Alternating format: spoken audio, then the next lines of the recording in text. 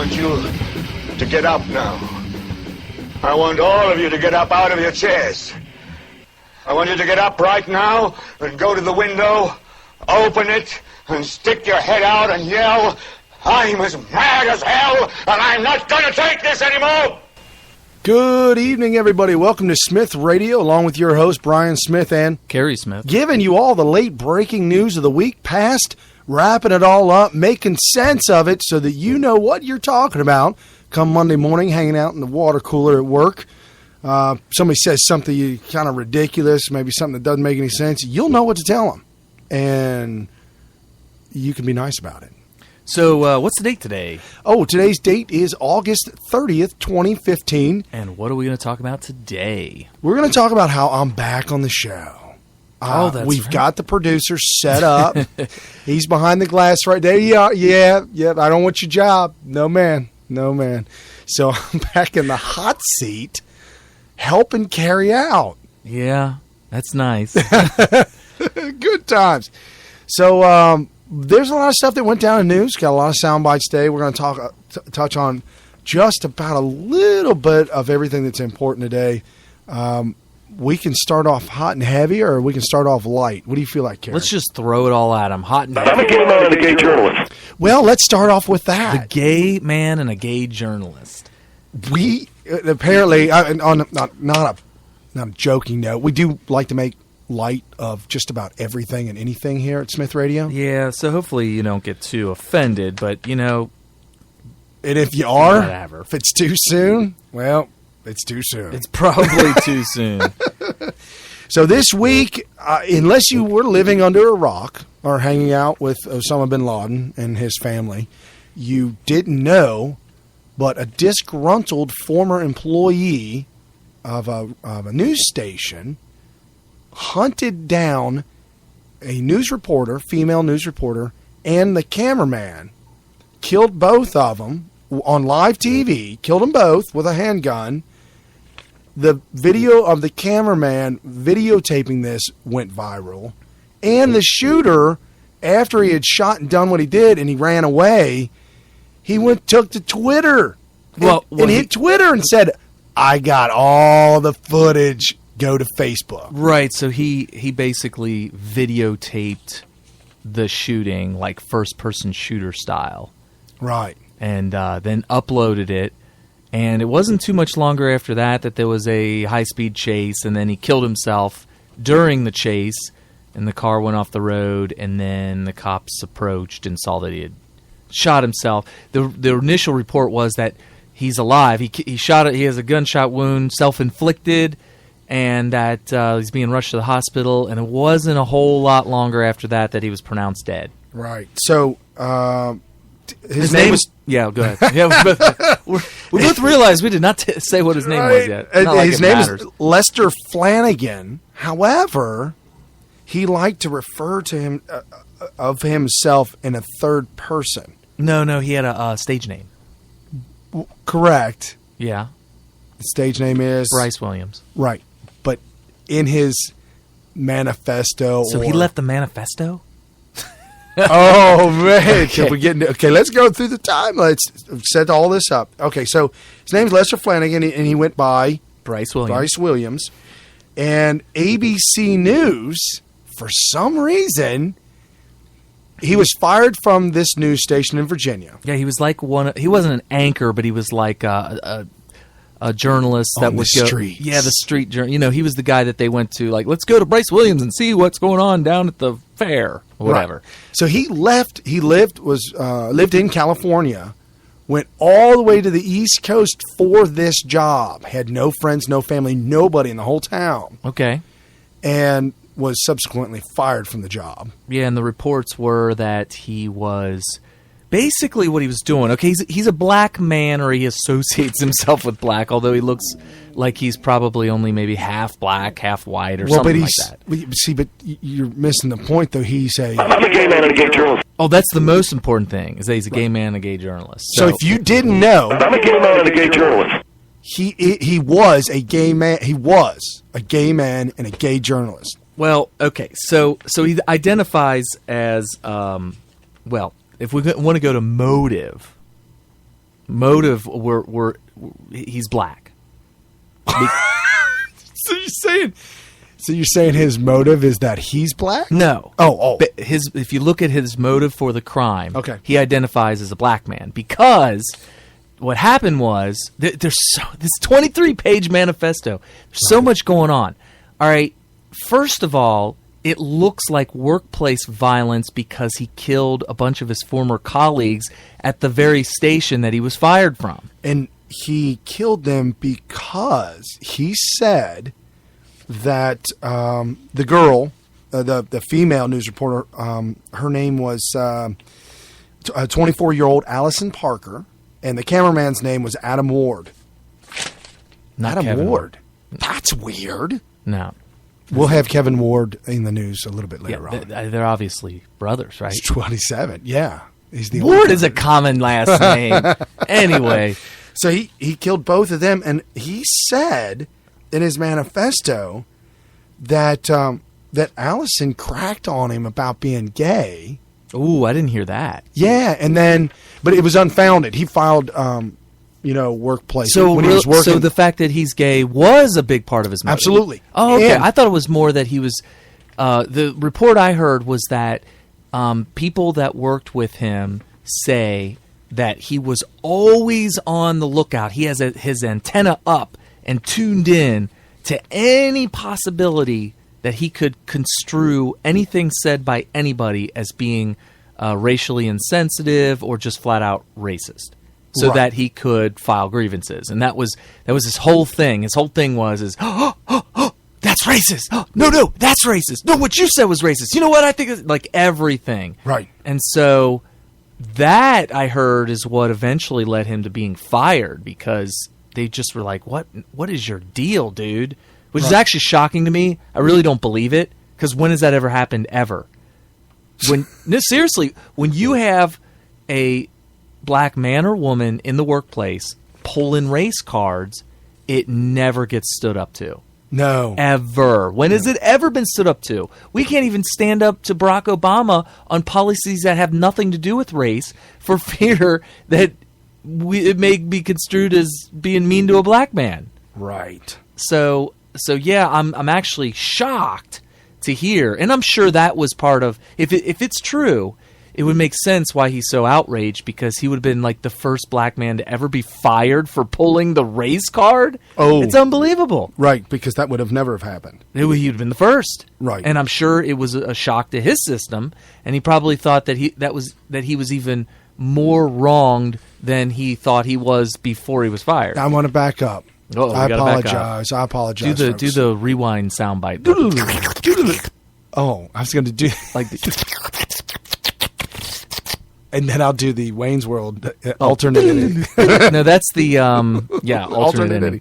No, I said that he claims that she attacked him for being gay. No, I apologize. He said that that she attacked him for being made racist remarks. That's what I thought. Yeah, Right. I thought that. So we are Allison- definitely giving improper, false We're on it. information. Oh, okay. I'm correcting myself. He put out 2 tweets, and the tweets were Allison made racist comments, and Of course she did. Adam went to HR on me after working with him for a time.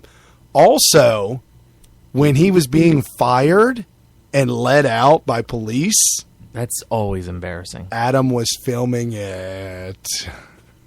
Oh, he filmed it? He had a How is that cameraman. not on the internet? Where's that viral video? But how embarrassing would that be? Wow. Well, it'd be more embarrassing if everybody else in the station was filming him being escorted out. Like he's doing the walk of shame, and he's got this crowd of people all filming it with their Right. smartphones. That would be so embarrassing. So check this out. This was from Breitbart, where on Wednesday, Flanagan killed 24-year-old Allison Parker, a reporter for WDBJ News. WDBJ. Dude, they got to change that. Well, I would like to hear the professionals in the industry pitch. have to pitch that. Right. You're listening to, what is it again? WDBJ. That's worse than Rubber Baby Buggy Bumpers. Yeah. And cameraman Adam Ward, 27. While the two conducted a live interview for the station's morning broadcast. Then went online to claim the killer went online to claim that they had wronged him in the past after the killing. Flanagan texted a friend suggesting he had, quote, done something stupid. Oh. Unquote. So he actually acknowledged it as being stupid? He texted a friend saying, I think I'd done something stupid. He should have texted him before. He should have phoned a friend. He should have phoned it in. No, not phoned it in. No. Oh, my God. You get Guido to do. Well, if he phoned it in and Guido died, then you could cut the track. Oh, yeah, it's still no good. So investigators wrote in a search warrant that, this whole thing that he had texted. He turned the gun on himself when police caught up to him a few hours later.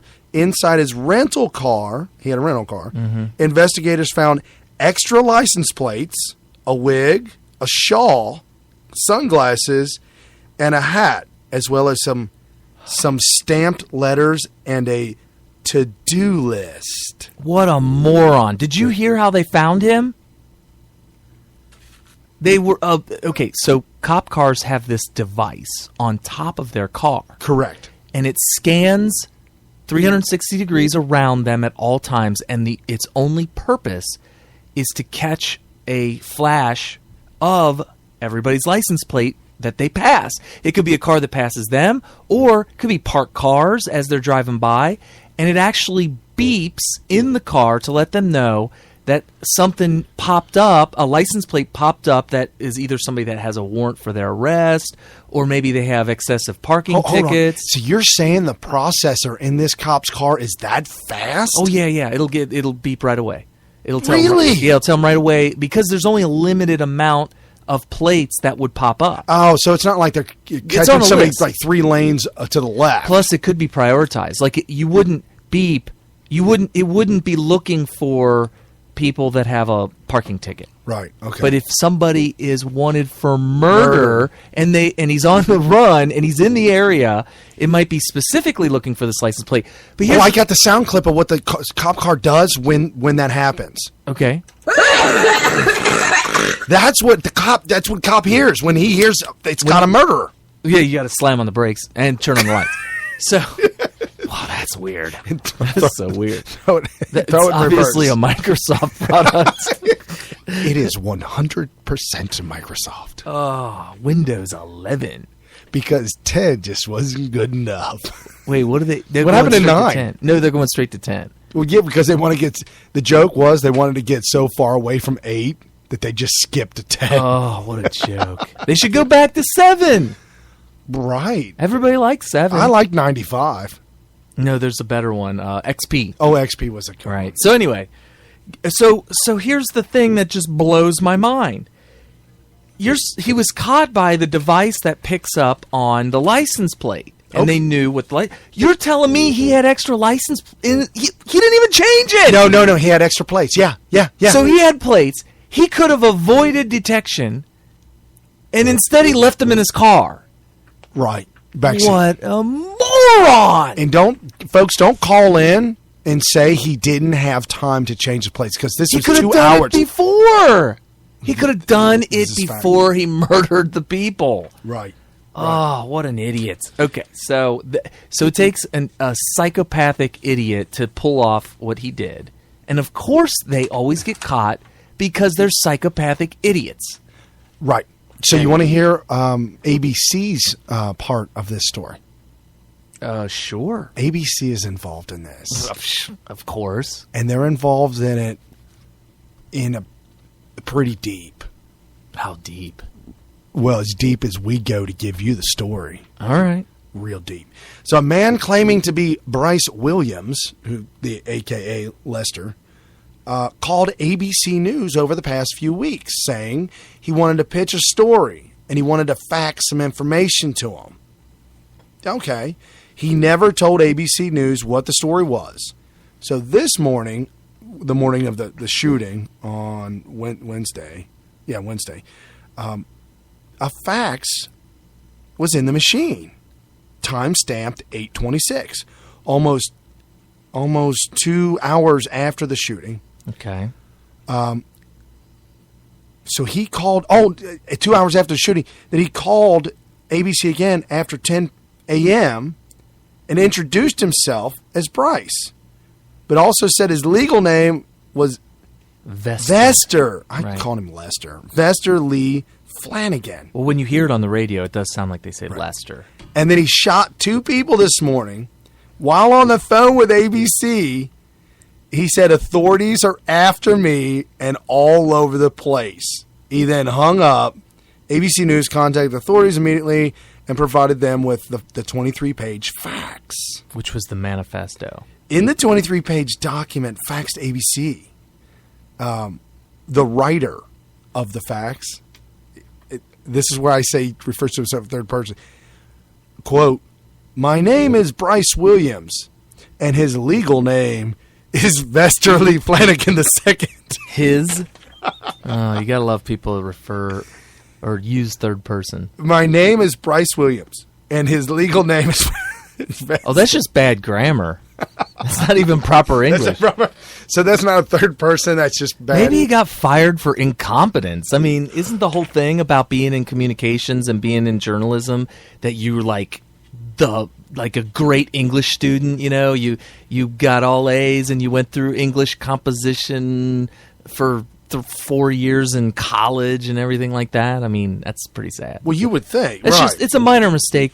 You know what it was? He was corrected many times before on his reporting of certain stories. And when I say, I mean, it wasn't like, hey, dude, you're not reporting it right because you're black. It wasn't like that. Was that like, dude, cut out on the Ebonics? It wasn't like that. No. Okay. No. And I saw some of the clips of him reporting. I mean, his dialect, if you will, is very well. Have you seen that? He YouTube doesn't video? have it. Wait, no. Have you seen that? You started to laugh like maybe you know what I'm talking about. I don't know. There's this YouTube video where there's a little bit chunky, a little bit overweight black reporter. He looks like he's probably in his mid 40s or maybe, kind of a little bit older, but not like really old. And he's reporting in what looks like a very rural area. Okay. And as he's talking in like a perfect tone and perfect he's pronouncing all the words perfectly. I mean, it's like he could be an English teacher, English professor. Okay. And all of a sudden a big old horsefly flies into his mouth. I did see that. So a fly goes into his mouth, and of course it interrupts him big time. He goes blah, blah, blah, and he just goes into this tirade that is anything but proper English. It was just loaded with slang, and it was just hilarious. Excuse me, stewardess. I speak jive. So it was what many would consider to be jive or Ebonics. He went into a tirade in a language many would consider either jive or Ebonics. Okay. Oh wow, that's amazing. So it's like a switch. You can flip it on and off. Well, he could. Okay. Yeah. Now the shooter Vester was really. I mean, I've never heard. I have no clips on him speaking jive. Oh, you're saying that it's possible? Yeah, it's possible. All I have are the clips that I've seen and listened to him or doing news reports, and he was very good. He could have had a great career. I didn't see anything wrong with him. The fact that he even got in the first place tells me that he had something going that was good. Right. I mean, it's not like he was trying to get into the industry and he failed. He was there, and then he got fired. Right, and they say that, they say that was his lifelong goal. Like, he chased this career down and was willing to go anywhere in the country to do that. Obviously, he was living in California, had an opportunity in Virginia. And went all the way. All the way, took it in a heartbeat. And when he was fired, a little side note, when he was fired, he never left that town for 2 years. He stayed there. Wow. So, okay, so he refers to himself, bad grammar, okay. And he writes, what triggered today's carnage was his reaction to the racism of the Charleston church shooting. Okay. I mean, he said the Charleston church shooting sent him over the edge. Like, he was already on edge for years. Charleston. Well, he's psycho. I mean, if you look at the things that people who know him and who were involved in his employment and the firing of him, right, and the PR, not PR, but human resources issues, HR, and all that kind of stuff. Clearly, there was something very psychologically wrong with him before the Charleston shooting. But I heard that he carved the initials of all the victims in each of his bullets. On his bullets, hollow point. That is bullets. some sick, twisted stuff right there. When he was fired, he took a wooden cross and pressed it into his boss's chest and said, "You're going to need this." No, he didn't. Yes. No. Yes. What? Yes. I did not hear that either. It's for protection. See, I dug deep. I went so Was deep. he a vampire? Might have been. I went so deep into ABC. I snuck in the back door of ABC and I went deep. And don't think that this is beyond Brian's Oh, capability. Oh no, let me tell you not. I mean, they don't call me Donnie Brasco for nothing. I'm a gay man and a gay journalist. Hey, we'll have about enough of that. So in his manifesto, he writes, "Why did I do it? Well, I put a deposit for a gun on 6/19/15.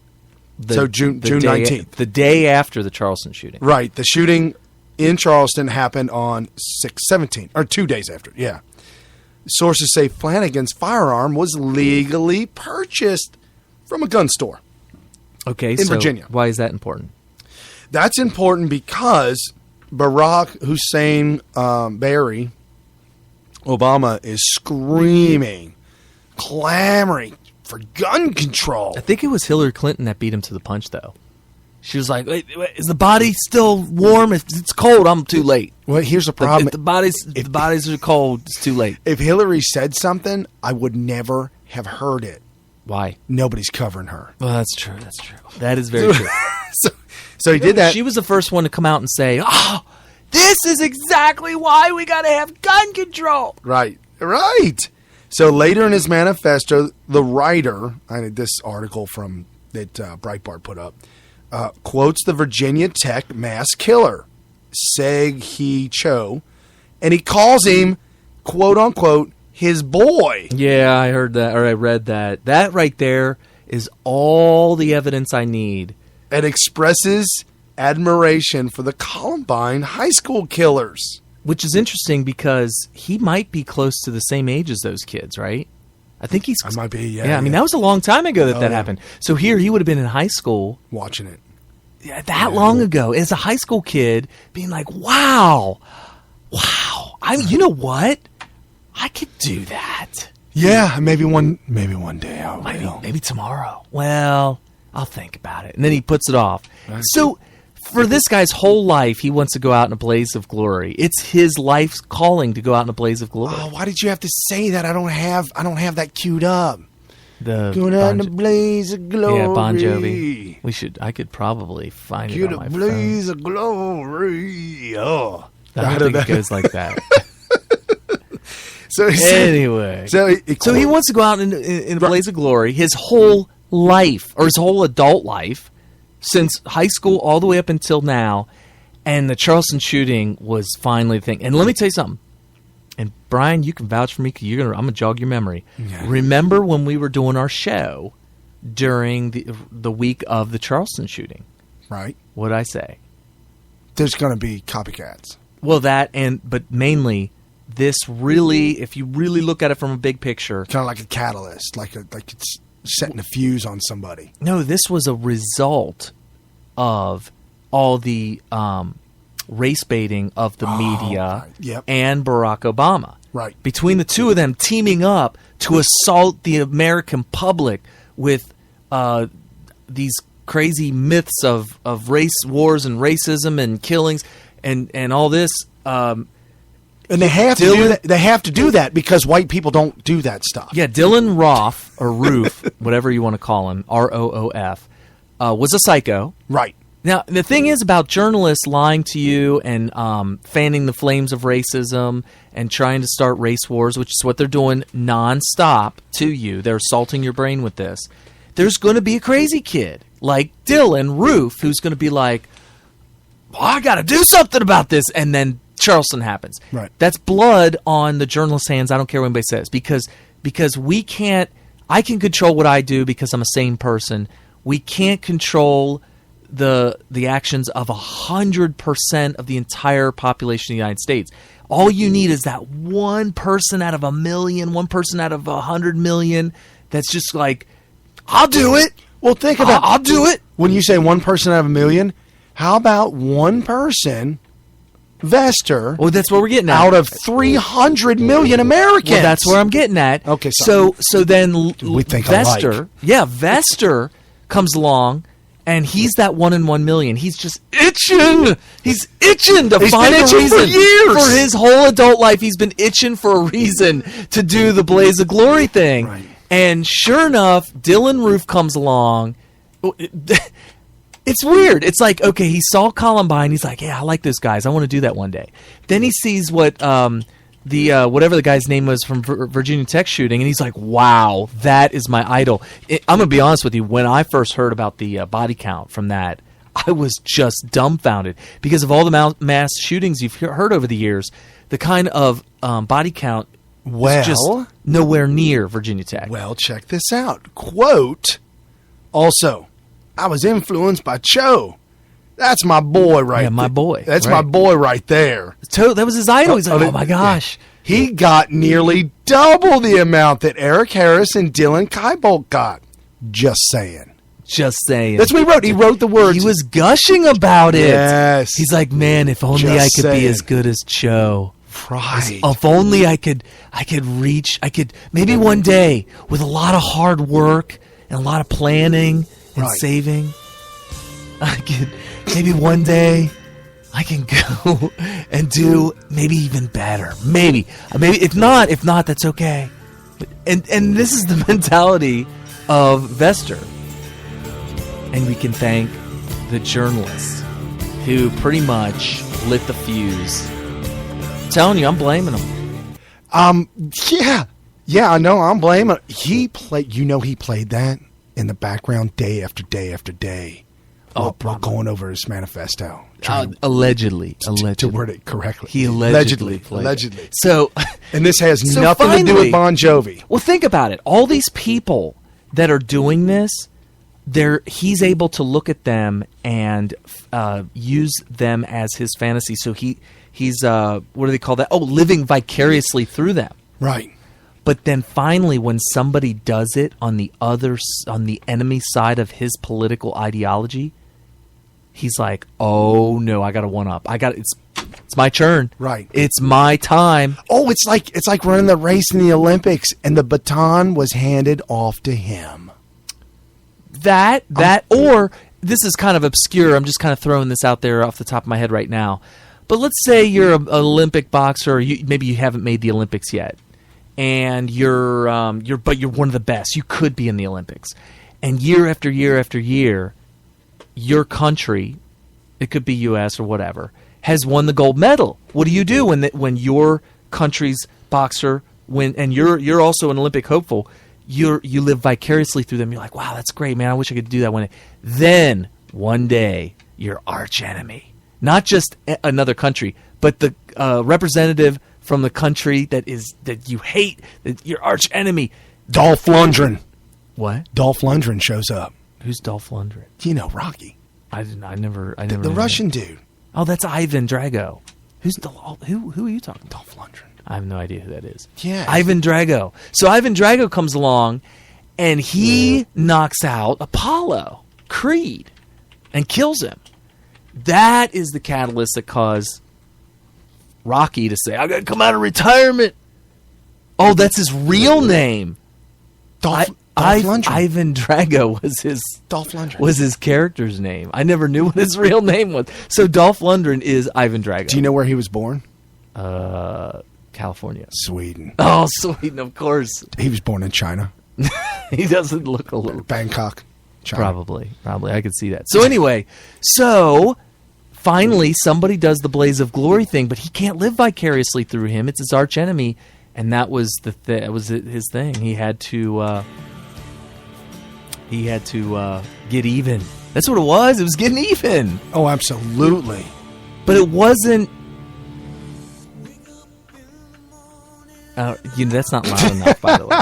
I need to turn that up. My weary hair, I've got an old coat for a pillow, and the earth was last night's bed. I don't know where I'm going, only God knows where I've been.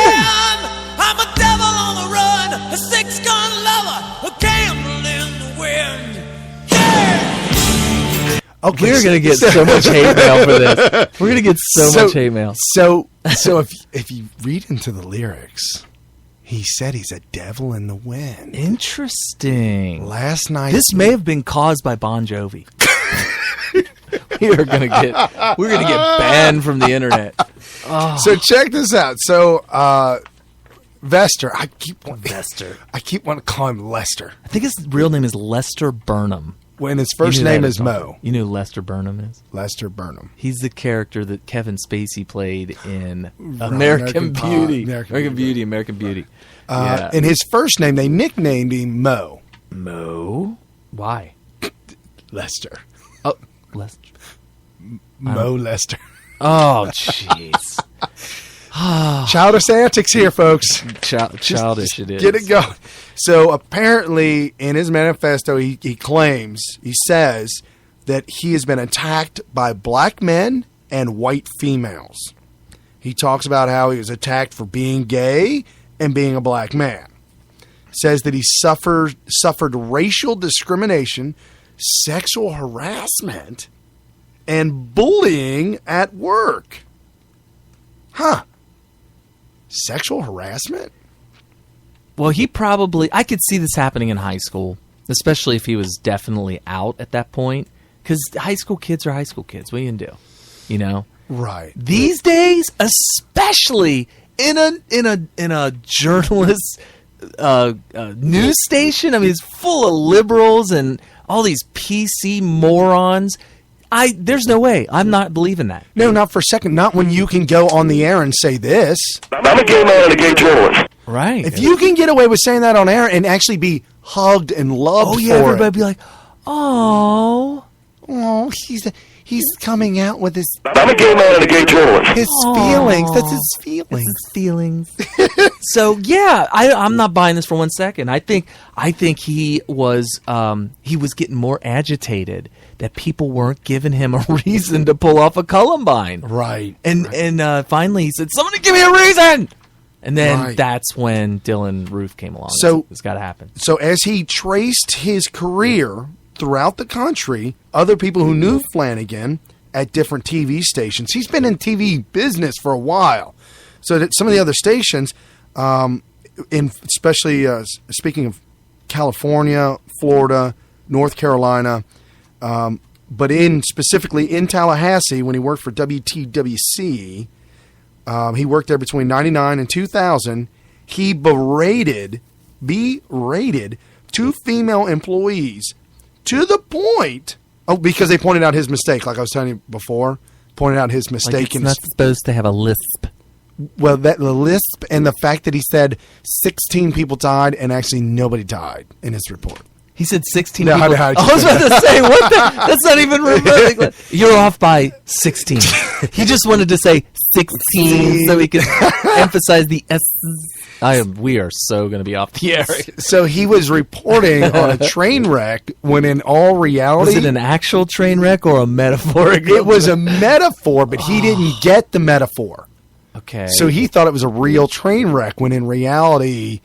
It was like a horse and a buggy. And so his boss was like, "Hey, go report on that train wreck." And he's like, "Okay, choo choo." Yeah, like he opened up the story with a train horn and they were like, "No, dude, no." He's wearing a metaphor. He's wearing the conductor hat and the overalls, the overalls and everything. He's got he got the corncob pipe. He's like, "Hey, folks." He's got soot all over his overalls, like he was in a steam engine or something, loading the coal up. That's right. So. He berated. He thought it was a period piece. Yeah, he did, and he became that method actor. Oh, that's what he is. He's method acting. Oh. Well, that's why he changed his name. That's right. Speaking of that, I just want to touch on this real quick. Makes sense. I've told you folks before that I took a hatchet to Hollywood. I mean, I took a stab at Hollywood. I mean, You can't use those words these days. No, you can't. I was involved in Hollywood for a stint.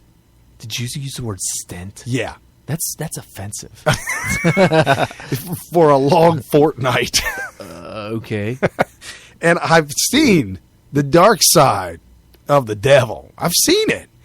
Nowadays, the only people who changed their names. See, it was huge back in the 30s, 40s, and 50s that Hollywood would actually change your name because it would sell better. Okay, I could see that. So Hollywood would do it.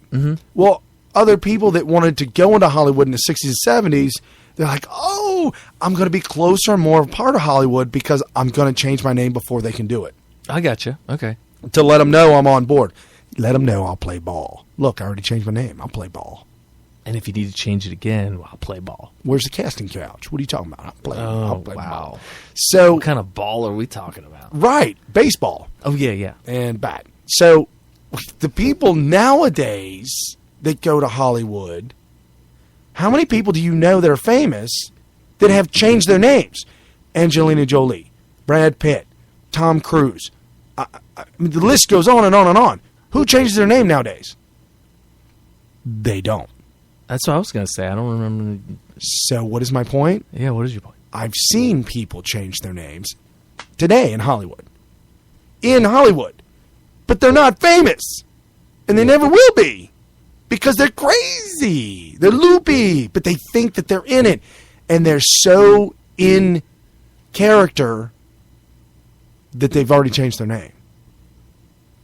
It is true. That is true. You don't see too much of, this famous actor today is their real name, their original name is blank. You don't hear that. Except for Nicolas Cage. What was his name?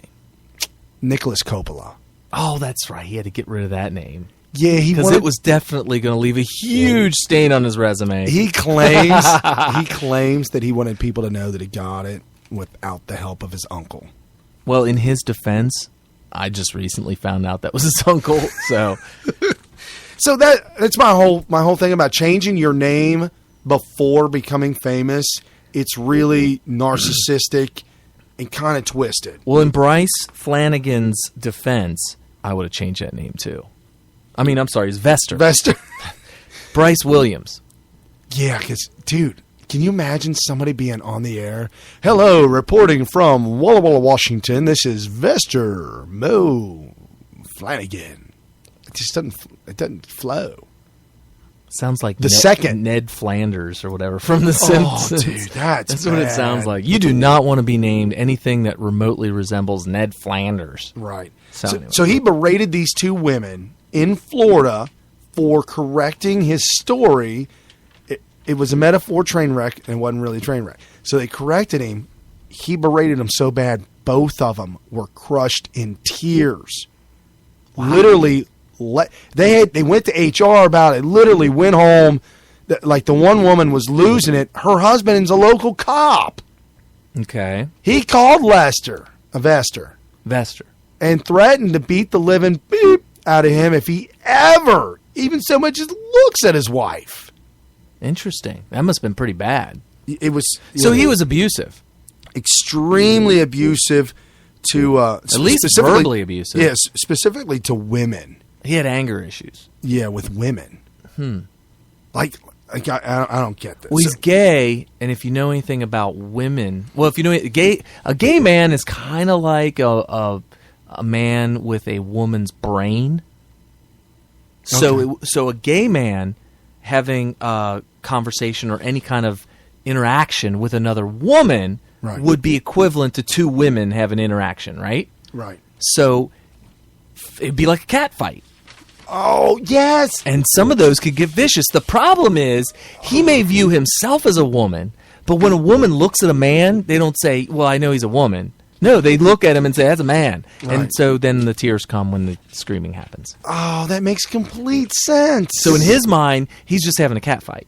Right. And in her mind, she's like, oh my God, I'm getting yelled at by this big man. Well, but she didn't understand. She didn't see the clip of him when he said, I'm a gay man and a gay journalist. Because if she knew that, then, yeah. She'd have been like, oh, stop it, silly. Why are you getting so... Here, have a Snickers bar.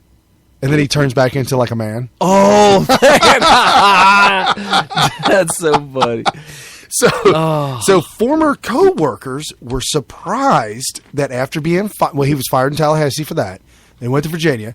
Virginia co-workers, when he was fired there, and pressed the wooden cross into his boss's chest and said, "You're going to need this. You're gonna die." Oh, that's Guns N' Roses. Well, I was thinking of Poltergeist 2. Oh. Let me in. You remember that? No. The old crazy man with the black hat. Looked like Oh. You remember what I'm talking about? Yeah. Yeah, real old, scary, looked Yeah. like a skeleton. And he was screaming at the kids to let him in. And then they started running away from the door. It was just a screen door. He probably could have kicked it in. Well, but he was old. And he goes, "All of you, you're gonna die!" And it was just like really creepy. That's awesome. It may have been Guns N' Roses. It was Axel.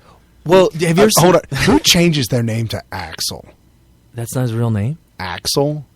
No. His mother was a grade school teacher, very proper, very prominent in the community. The kids found out that was her son when he was famous, and they said, "Why didn't you tell us?"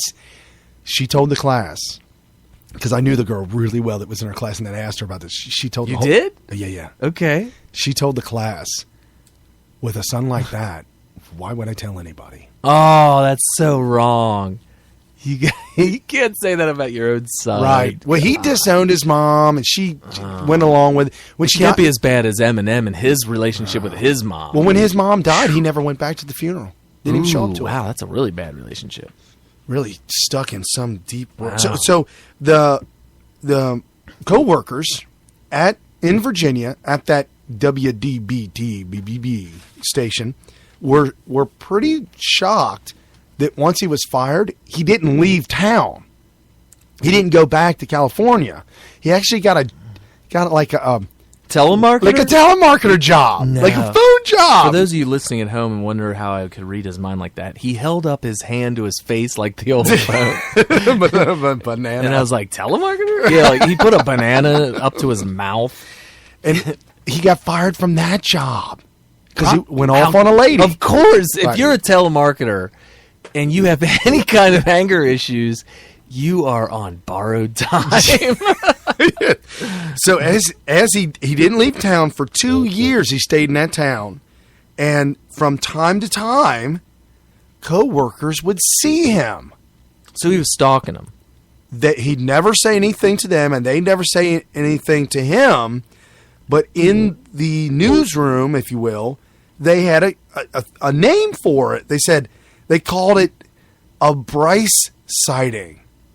Interesting. They're like, Had a "Oh, Bryce sighting today." dude, I had a Bryce sighting over the weekend, bro." They've all got to be thinking to themselves now that this went down, man, did I ever dodge a bullet? Literally. Because at any one of those sightings, he might have just went off. Right. Wow. Excuse me. So he's doing all these Bryce sightings, but it wasn't until the Dylan Roof thing happened that he bought the gun and said, "I got to go down like my boy Cho up there in Virginia Tech." Right. For those of you that don't know about that story, there's been a lot of mass shootings, school shootings, and all that. At Virginia Tech, this guy, last name Cho, I guess. Cho. Yeah, he got a really complicated first name. Yes, I'll just call him Cho. Cho. So he did something that, if you're going to do it, and you're going to do it right, Go all out. this is what you got to do. Or go all So in. if you've ever been to a college building where they have classes and stuff like that, it's just like any other, big commercial building with all the doors to all the exits and stuff like that. It's usually the double doors where you hit the bar and it opens up outwards. I guess for fire safety, you could always just open it. Right. Well, he shows up to school with a backpack full of chains and locks. Oh, no, Cho. Yeah. Oh, no.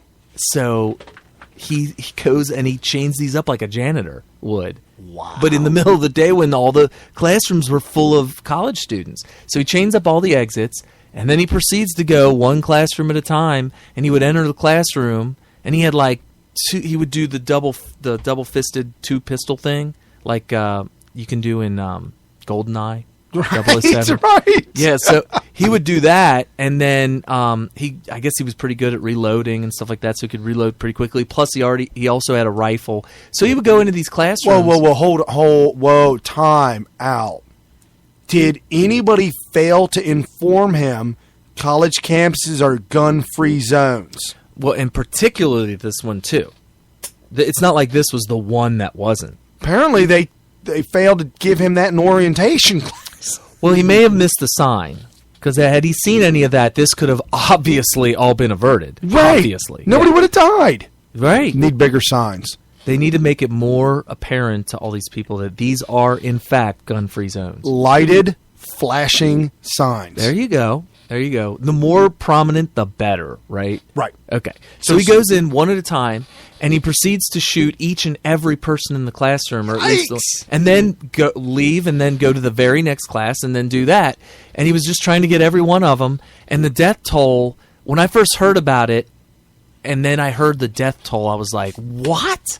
Like, I couldn't believe that you could get that many kids. I don't remember what the exact number was, but it was, at the time, shocking. Because you think about the Columbine. Where was this at? Virginia Tech. Oh.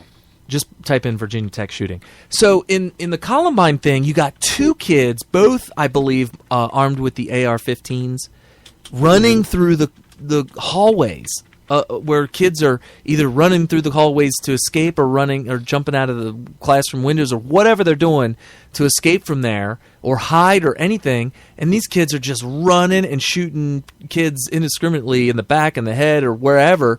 So you would think that whatever their death toll was at Columbine, it would be very hard to match or exceed that unless you did something special, which, of course, the guy at Virginia Tech did. 32. Yeah, 32. Well, and then if you include him, 33. Yeah.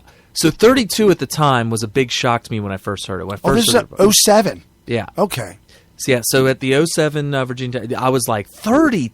How? How is it even possible? Right. Well, it's because everybody was stuck trying to push their way out of a door that was chained shut. Because you would never think, here you are, you're getting shot at, people are exiting the classrooms into the hallway. What is everybody thinking? Get to the exit. So they all pile towards the exit, and then boom, they hit the door with the chain on it. It must have been pretty bad. But I don't know. As far as I'm concerned, this guy Vester's a complete loser. He's a failure at everything. And as far as I'm concerned, about the only thing that he did that was novel in this shooting was that he was able to do it on live TV and videotape it and upload it, which I think is unprecedented at this point. Other than that, I mean, he's just a loser. Yeah, major loser. So, 3 or 4 months ago, living in this town still, hadn't left the town. 3 or 4 months prior to this, he was at a local restaurant and bar called Jack Brown's Beer and Burger Joint. Just a local downtown in Roanoke place, no big deal, real nice. Afterwards, the general manager, Heather, told the AP she received a 15 to 20 page letter from Flanagan criticizing the staff for telling customers to have a nice day instead of saying thank you. What? You've got to be kidding me. No. That sounds like an Onion article. You would think it would be. However, it's not. She said, you could tell he was really angry. It was bizarre for sure. Yes. Yes. For saying have a nice day instead of thank you. They should be saying thank you. All your workers should be saying thank you. Thank you. Thank you. Instead of saying, have a nice day. Have a nice day. When people were leaving. Maybe he thought it was sarcastic. Then you don't mean have a nice day to you. No. You mean have a nice day. No, I'm saying have a nice day, but what I really mean is good luck with the poison we put in your food. I mean, literally. I mean, it's like he's walking out thinking, wait, what does she mean by have a nice day? And why is she holding bottles, free samples of Pepto-Bismol? Why are they handing out He free? has Pepto-Bismol in one hand and that black bottle with the skull and crossbones on the other. That's what she's holding. The old moonshine-looking jug with the skull and crossbones. The skull and crossbones, yeah. The X's on it for poison or whatever. So check this out. He yes, it sounds like I'm. In his manifesto, he writes, "Yes, it sounds like I'm angry. I am, and I have every right to be. But when I leave this earth, the only emotion I want to feel is peace." So it's not what... Hold on. The church shooting was a tipping point, but my anger has been building steadily. I've been a human powder keg for a while, just waiting to go. Boom! Exclamation point, exclamation point, exclamation point, exclamation point, all capital letter. Oh, the boom. I don't think you're allowed to write boom in lowercase. Okay, fair enough. I'm with you. And you have to put the little squiggly lines around the outside of it, like a. Oh yeah, You know like percussion. Like there's movement. Like the boom that you see on the old '60s Batman. Bam, Bam, sham, yeah, show. the squiggly lines Boom, around it. right. No, perfect. That make it look like an actual explosion. Right. So he chronicles the tough times, quote, he's faced, including some financial crashes. He says he used to work as a male escort. What? But, this is all in his manifesto, but, quote, I'm proud of it because I made thousands. It's all about the money. I tried to pull myself up by the bootstraps, but the damage was already done. And when someone gets to this point, there's nothing that can be said or done, I think that's redundant, to change their sadness to happiness. It does not work that way. Meds? Question mark. Nah, it's too much. And then, after the unthinkable happened in Charleston, capital letters, that was it! Exclamation point, exclamation point. Yeah, I'm all up in the head. So even he admits that he's crazy. Right, and all of this as well, all this was given to ABC, and there is an article on Breitbart. ABC is hiding the details of Killer Vesters Flanagan's manifesto. I thought you said they were hiring. Oh, ABC is now hiring. Yeah, they are hiring. For somebody to man the fax machine 24/7. Oh, jeez. You're right. Oh, and you gotta have a pager. And if something comes across and then you see your pager go off and it says 911, that means destroy the fax that just came over. Wow. Digging deep. So this is what they don't want you to know. See, we're getting into now the race card. Oh, wait, okay, let's hear this. I'm fascinated by that. Now that I've got your attention on the race card, let's pull up soundbite.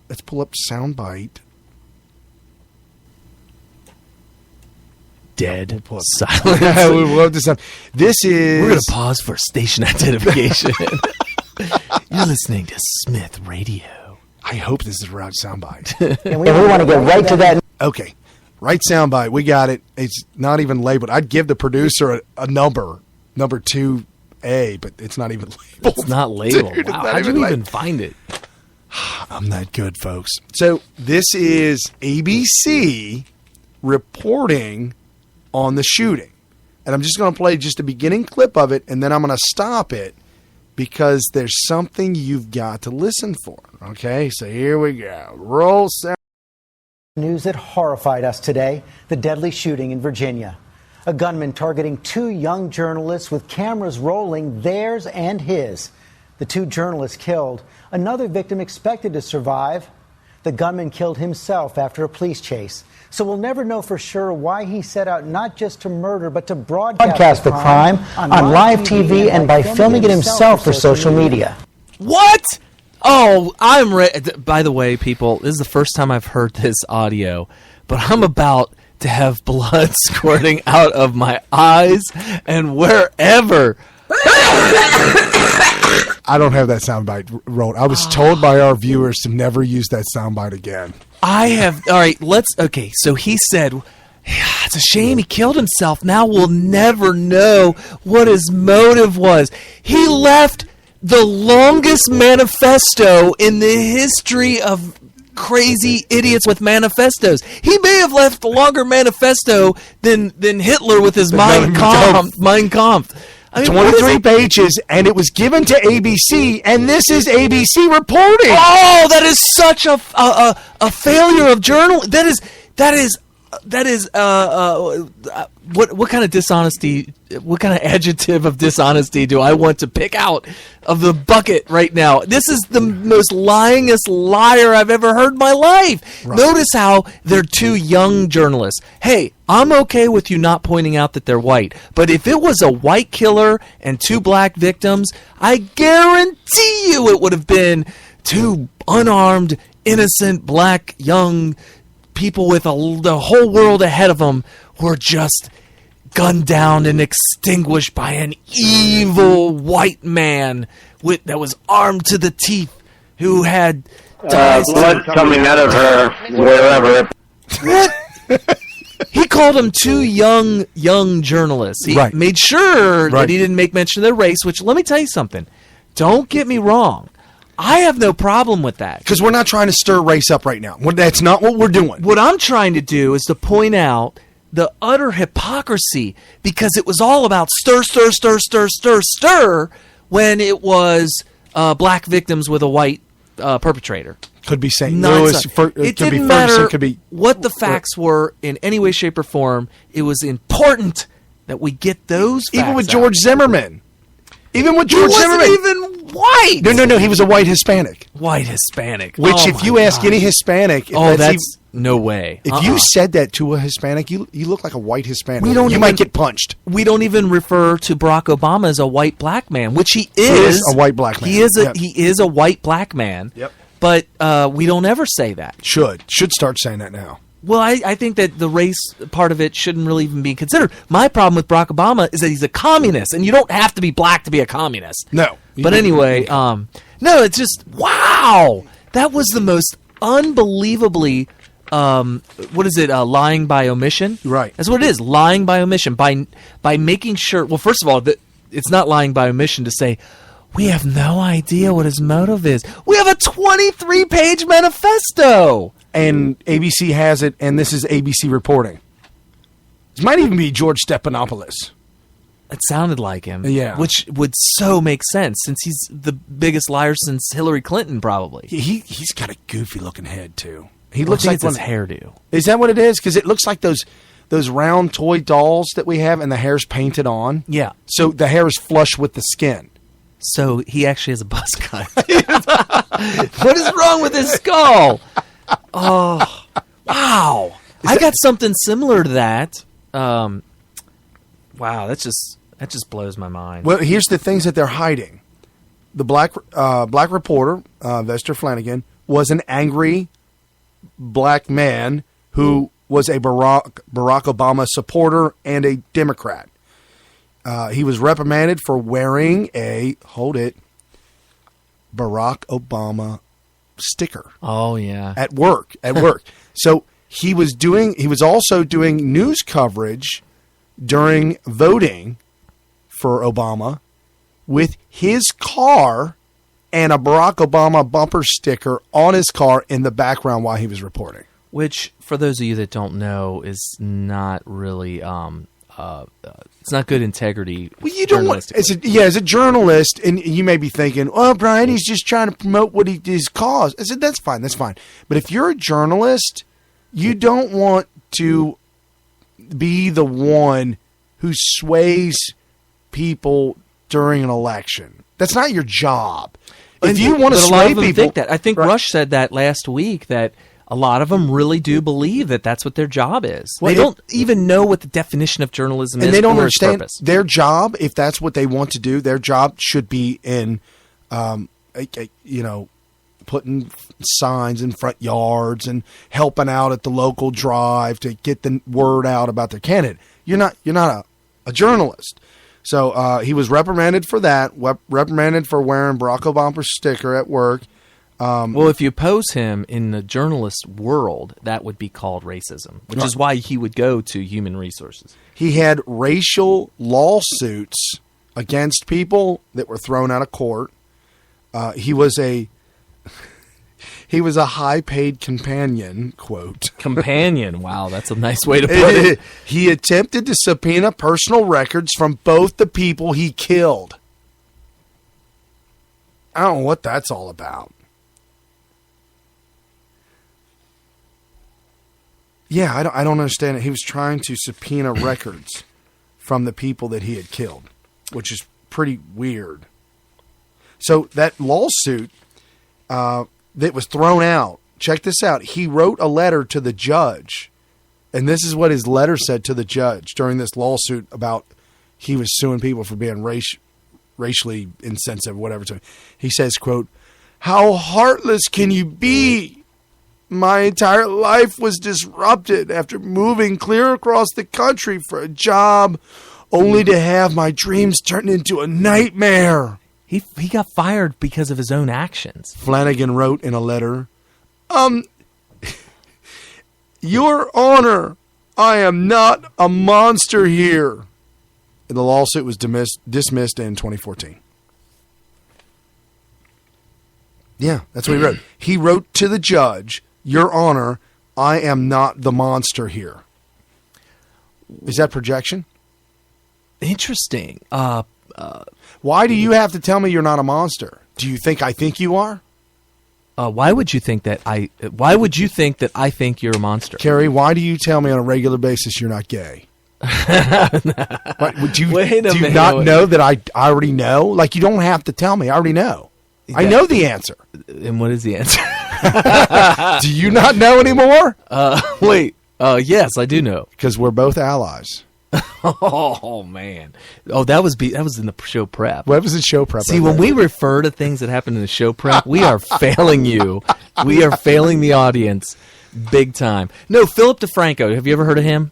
Yeah, of course. He's like what the low information crowd gets their news from. Okay. He comes out with an episode about 10 minutes long, talking about the low information news, the pop culture news of the day. So he comes out, and there's no scheduled time for him to come out. He's a YouTube guy. You were telling me about this. Right? Phil DeFranco show. This is really important with regards to this shooting. So Philip DeFranco comes out with a video, usually, I know it's not once every 2 weeks. It's probably like once every 4 days. So it's a little bit less than a little bit more than once a week. About 4 or 5 days he comes out with a video, and he'll go over about 4 or 5 different topics, and his shows are always right about anywhere from 8 to 12 minutes long. And that's it. And these young kids who come home from school and that's all they do is go onto YouTube, if they subscribe to his channel, and his competitor would be Ray William Johnson, which I like. Yeah, I mean, both of them are a little bit different personality, have a little bit different comedy. I'd say Ray William Johnson's a little bit more mature. He throws around a little bit of sexual innuendo. Philip DeFranco does not ever do that. He's a little bit more kid friendly, but he came out and reported about this. His show was called Coward Kills 2 on live TV. That was the name of his show. Coward, not black gay journalist. Well, I don't care about the title, but he goes into the description of what happened. And not one time did he mention the race of the perpetrator or the victims at all. And so I decided to comment on there, hey, I really commend you on your ability to just ignore the motive behind this, or the possible motive, or whatever. But we know exactly what the motive is because he left a 23-page manifesto. Were you trolling? It definitely would be trolling, because what I really wanted to say was, dude, whatever, and just go off. So that's what I wrote, and somebody else responded and said, yeah, that's true. I agree. I basically said, I commend you on not bringing up race, even though it was definitely racially motivated. However, I'm curious to know if you gave the same treatment to the Charleston shooting. And I actually I threw a dagger out there. I said, I kind of doubt it. Dun, dun, dun, dun. Yeah. So we need to investigate. Well, somebody responded, yeah, that's true. So they were agreeing with me. The second guy that responded went off. He said, and I don't have it in front of me. I was actually scrolling through to try to find it, but I can definitely paraphrase. He said, that's because he's not a racist like you, always making race out of everything. So I decide, well, I'm actually curious. I want to get to the bottom of this. So I found his video from right after the Charleston shooting. Oh, okay. Well, it's perfect. Yeah, so let's see what the treatment was of that. So I started watching it, and I get to the part where he goes over the Charleston shooting, and he points out that it was a white man. He points out that it was in an all-black church, and he points out that it was a hate crime. He actually uses the phrase hate crime. He never used the phrase hate crime in this current shooting. And then, that's not all. He went into like a 2 or 3 minute monologue about basically teaching all the listeners, all the viewers, about race relations and how we all need to get along and not, have racial hatred in our hearts and all this. Yeah, and so I linked to that video. And I even, just in case they were too lazy to click on it, I went ahead and word for word quoted what he said, all the key parts, in his video about the Charleston shooting, and said, hey, say whatever you want, but you're absolutely wrong. He treated it as a racially motivated hate crime when it was white shooters or a white shooter on black victims, but he completely whitewashed, no pun intended. Whoa. Completely whitewashed any possibility of it being a hate crime when it was a black man on white victims. And Philip DeFranco is a white man, but he's clearly one of those typical liberals who are just so damaged by white guilt. Oh, yeah. So damaged. And so I wanted to point that out. Wow. That's amazing. Yeah. Hey, Dinesh D'Souza? Yeah. He took to Twitter. And he tweeted a whole bunch of stuff, but I only got just one of his tweets because that sums it all up. He tweeted, when a black guy goes nuts and kills white people, is it safe to call it a double hate crime? Hashtag Virginia shooting. Well, double? Double hate crime. Why is it double? Because there's 2 people involved. Oh, he killed 2 people. What if it was 3? Triple? Triple what hate about, crime. What about 32? Tridumpling triceptops. We are so going to hell. Wow. So he blew up to it. People started blowing him up. And they were going off on him for being racist. Although Dinesh he's not white at all. He's a minority. Yeah, he's not white. Right. He's like Middle Eastern or something. And so there's a guy on Twitter that we're friends with that he's a black guy, Bill Sanders, and he's got a lot of followers. He's got thousands of followers. And he posted up the LGBT flag, the rainbow flag, that they stole that from the Bible. And he posted, in light of the hashtag Virginia shooting, I hereby call this flag to be banned. Interesting. Because they got rid of the Confederate flag in response to the Charleston. Hold on. Wow. How did I not think of that? I feel like a dunce right now for not thinking of that. The very first comment underneath that flag. So it was quick. Whoever did it quick. Right. A person killed those people, not a flag. How does removing a flag change someone's That has to be parody. Come on, that's parody. It's like word for word. That's G.A. Hicks, and she's a black girl, and she at band collectivism, which is Bill Sanders. Oh, I hope somebody Harry Isaac Jr. So I mean, so she's here's a real person. We need a monument to tolerance. All right. So here's what the monument's going to be.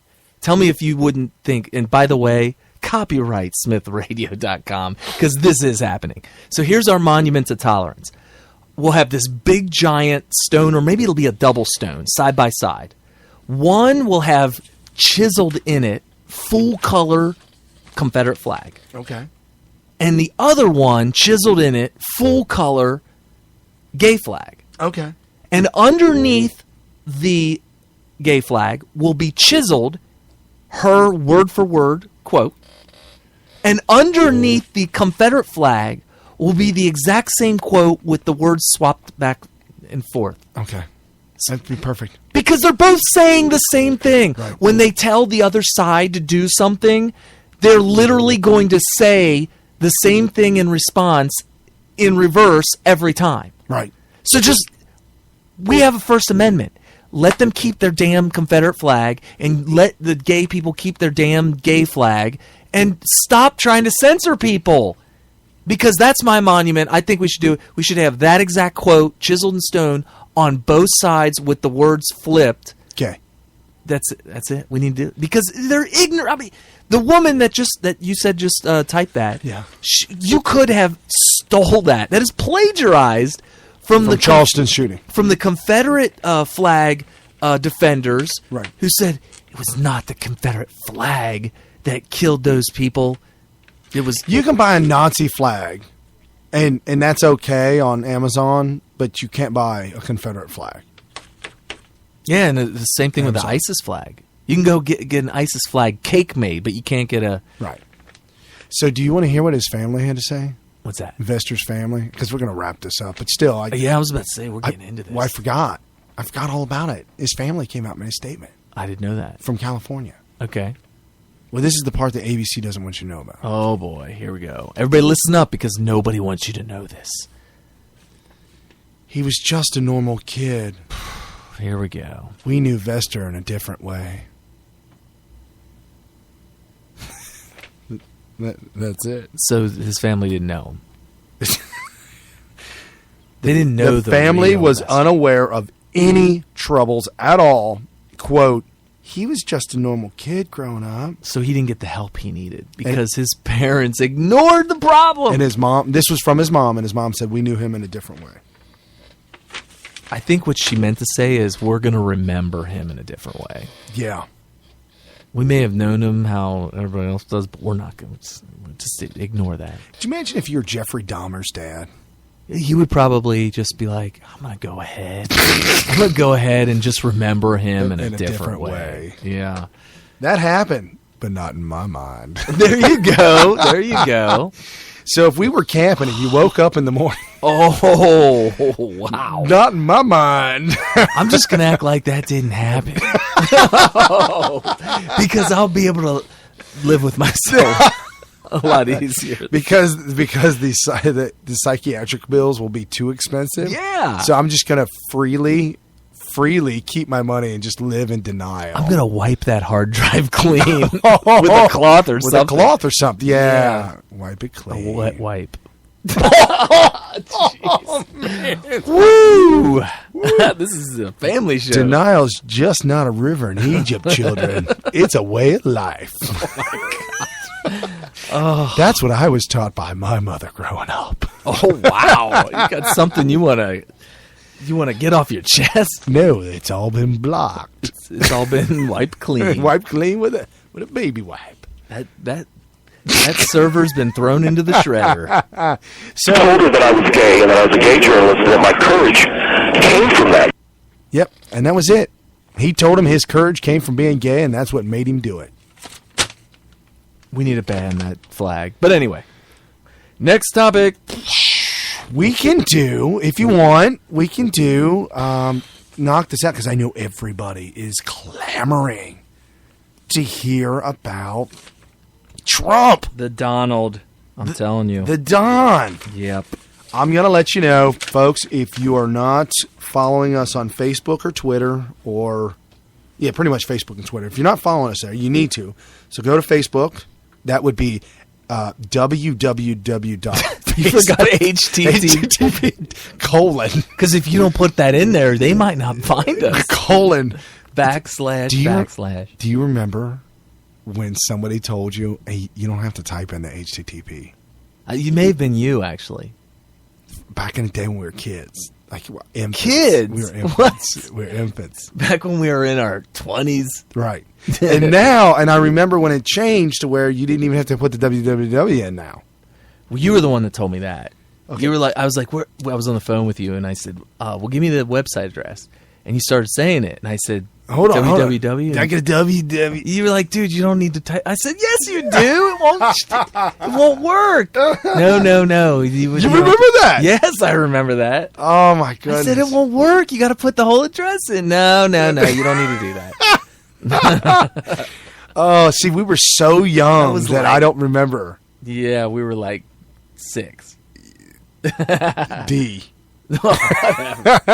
So, oh, wow, where was I going with this? The Trump. I got a news story that'll make blood shoot out of everything. Okay, so you need to follow us on Twitter. Blood coming out of her, wherever. Your dad actually told me that to stop doing that? Yes. Okay, we'll stop that. Let's hit it 6 more times. Blood coming out of her, wherever. No, follow us on Twitter, Smith Radio. Follow us on Facebook, Smith Radio. Because if you did, you would have seen our viral picture. Oh, yeah. That created a firestorm. Well, as soon as I saw it, I thought, that's awesome! So if you go to Vegas, or if you've ever been to Vegas, there is a hotel. You said, I thought it was a hotel. I think it's a condo. Okay, nobody goes there, and there's no casino in the bottom of it. Okay, so you can live there if you live in Vegas. Big, giant, gold casino-looking building. It's actually off the strip, but here's the cool thing. Whoever came up with this concept is brilliant. So it's an especially tall building. It's not very wide and thick like a lot of... If you look at Bellagio, it's like this really wide building. His is tall and thin, and it's off the strip. But the strip makes kind of a boomerang turn right around Caesar's Palace. Okay. There's like this boomerang turn, like a 45-degree turn. Right. Well, if you're coming northbound from the southernmost tip of the strip and you're going northbound, right in the dead center of the street is Trump Tower. Because then you have to make, before you get to it, you make that it's sharp off, right. It's off the strip, though. Wow, how amazing. Yeah, so he bought that piece of land and said, let's build a skyscraper, put Trump across it, right. And everybody driving northbound on the strip is going to see Trump Tower right in front of them. And okay. That's out. So it's pretty brilliant. Now, was it you that told me that he doesn't own that or have anything to do with it anymore? No, his ex-wife, as either part of the settlement of their divorce, or Ivana? Yeah, she owns it. Ivana Trump. She owns and runs it. He has nothing to do with it. Wow. He has absolutely nothing to do with it. I'd marry a dude to have that kind of a tower. Would you marry a dude? I mean, it's legal now. Right, it's legal. That's why I'm saying I would do that. We would enter into garage. Garage, right. And then when we divorced... Which actually wouldn't be illegal anyway as long as you didn't consummate the marriage. Garage. The garage, correct. And so when we split due to irreconcilable differences, right. I would get the Trump Tower. That is amazing. Yeah, well, you get half of it. Half of it. Okay. So somebody had posted a picture on Facebook, and it had on that Trump Tower, it looked like the owner of the Trump Tower, it looked like they took gold letters that were slightly different shade than the gold building, and it spelled out 2016 Hillary for prison. Right. So, Hillary for prison 2016 or something like that. Right. It looks like they turned the office lights on in the correct room in order to make that say that. Right. But I think the whole thing was Photoshopped, but still it was really funny. I mean, I don't know if it's Photoshopped or not because... Hillary for prison. Because for me, when I see something... Carrie's really analytical. Yeah. He's really absolute, and if it is Photoshopped, he's going to call it out. If it's Photoshopped and it's what I want to see... Then it's not Photoshopped. Then it's not... it's not Photoshopped. That can't be Photoshopped. That's what I want. That's what I want it to be. Okay. I want it to be real. So that picture in our small little world went viral for the most part. I mean, hundreds and hundreds. Why wouldn't it? It's hilarious. And I was not that I was shocked, but I was really, honestly, I started to do like a little bit of a poll to see negative comments, hardcore comments, and middle of the road comments down the way. It was brilliant because first of all, when you glance, first glance, when you see Hillary for Prison 2016, your brain initially says that it is saying Hillary for President, because your brain doesn't process that word prison, especially in that context. Hillary for what? Everybody says president. Right. So when it says prison, it's like a double take. And you get a chuckle. You get a natural chuckle. Does that say prison? Right. You get a natural chuckle, and then you think, oh, yeah, she should be in prison. Right. And then when you look at the top of the picture, it says big, giant, gold letters, Trump. And it's almost like, what does that mean? Does that mean that if you elect Trump, that his platform is to send Hillary to prison? Right. Like, hey, vote for me. We're sending Hillary to prison. Because, that's where she belongs. Right. So that picture went viral, and it went on and on, around and around and around.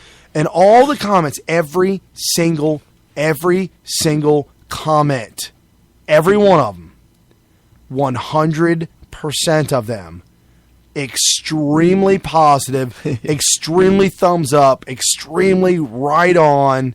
It was almost like, wow, the world, the internet world knows what's real. Right. So that kind of didn't catch me off guard, but I was elated. I was excited about it. Oh, as soon as I saw it, I was like, oh, that's great. Especially because I have a little soft spot in my heart for Vegas. So it's like I recognize that whole area. And as soon as I saw it, I imagined myself seeing something like that live actually there if it was real, if it wasn't Photoshopped. I think I would crack up laughing about something like that. But, it wouldn't, even if it wasn't the lights of the room and it was something that they put on the front of the building, do not think for a second that that's too much and like it couldn't be done. There are buildings there. I'll never remember. You remember Toni Braxton? Mm-hmm. Mm-hmm. Like she's from the early 90s or something. She was a huge star. Is she still alive? Yeah, she does a show currently in Vegas. So it's true. When you disappear from the limelight, you go to Vegas. Yeah, when you go to Vegas, you be like, there they are. It's like Prince when he did that year-long thing. Nobody had heard from Prince in forever, and all of a sudden here he is in Vegas doing a show. But anyway, so Toni Braxton, on the face of, I believe it was probably the Flamingos Towers, there was a poster or something hanging off of the building, stretched the entire width, and it went all the way to maybe 20 feet off the ground. And it was a poster. It was giant. It must have been a 200 foot by 100 foot. Wow. Or maybe 200 yards by 100 yards. It was so big that when you think that they're doing stuff like that all the time in Vegas, they're making signage that big, that for them to be able to do to Trump Towers what you saw in the picture, it's definitely doable. Yeah. Definitely. I mean, it costs some money, but... Well, anything, yeah. You can buy anybody in Vegas. Oh, by the way, they interviewed some people on the various talk shows this week about Donald Trump, and I was fascinated. They interviewed one guy who was a construction contractor. He was subcontracted by Trump. And oh wow, really? Okay. This was such. This when I heard this story, I said, "Dude, I think I'm just going to go for Trump." Nice. Because there's always all these really sketchy stories about all the candidates. Like, look what he did in his past. And, oh, you mean there's allegations of this? What? This guy got on. This guy is a caller. He said, I did work for Trump on a job that went bankrupt. And let me let you folks know. I know a little bit about bankruptcy. I know a little bit about Trump. I know a little bit about his past because I was educated by a guy named Ray Reynolds. All right. So this Trump made millions by using corporate bankruptcy as a tool. Right, and these are the rules of American life. It's a tool in the corporate world, and there is no every 7 years or 14 years. You can file bankruptcy on a corporation at any given time you want, as many different corporations as you want. So when he saw that there was a situation at hand and the only tool to use for this situation was bankruptcy, he would do it. And people would get mad at him and say, "It's not fair." Well, it's the rules, man. I'm just playing by the rules. Well, tell me what you think of this story. So this guy calls in and says, I own a construction company, contracting, and I did work on a building or something of Trump's, and then it filed for bankruptcy, or he filed it for bankruptcy. And as you may know, Brian would probably know more about this than I would, but a lot of people don't get paid when yeah. So this guy did $80,000 worth of work. And the way this guy was making it sound, this is going to put a huge toll, like may even cause him to go bankrupt. Maybe even personally. Right. And this may cause him to sell his house, or it depends on how he set up his business. So he was really worried about it. So he wrote a handwritten letter to Trump in New York and said, "Look, man, Wow. dude, we had an agreement. I did all the work, and you agreed to pay me $80,000. And I understand you're going bankrupt, and just really worried that I'm not going to see a dime of this, and it's really going to put me in the hurt locker and blah blah blah. Could you please pay me?" Well, and when you file bankruptcy, all the creditors get in line. Mm-hmm. They all line up, and the creditor with the most money and with the best lawyers. And it goes in chronological, according to my wife, because she does liens. Okay, fair enough. Yeah. She said that usually if you're the first one to for the defendant, I guess, that got money from you, you're the first one to get paid. The last one to give them credit is the last one to get paid. Okay. But anyway, I don't know how that worked out in this case.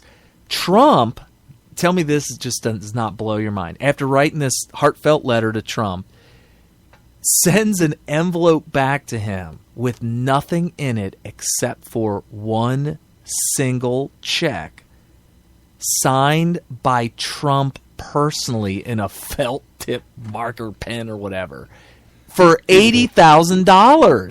Shut the front door. I'm not kidding. And when I heard that, I said, this guy's clearly an operative. No, I'm just kidding. No. I mean, maybe. Okay. Nobody talks about these stories. I have never, in all the times, I've always had this thing for Trump just because of the mogul that he is. And I was obsessed with Monopoly growing up and just being that winner, if you will. And he's the win. And I look at life. But I've never heard of good heartfelt stories like this coming from him. You want to hear another one? Oh, I do. All right, so here's a story. I didn't hear it from the horse's mouth, but somebody told this story secondhand.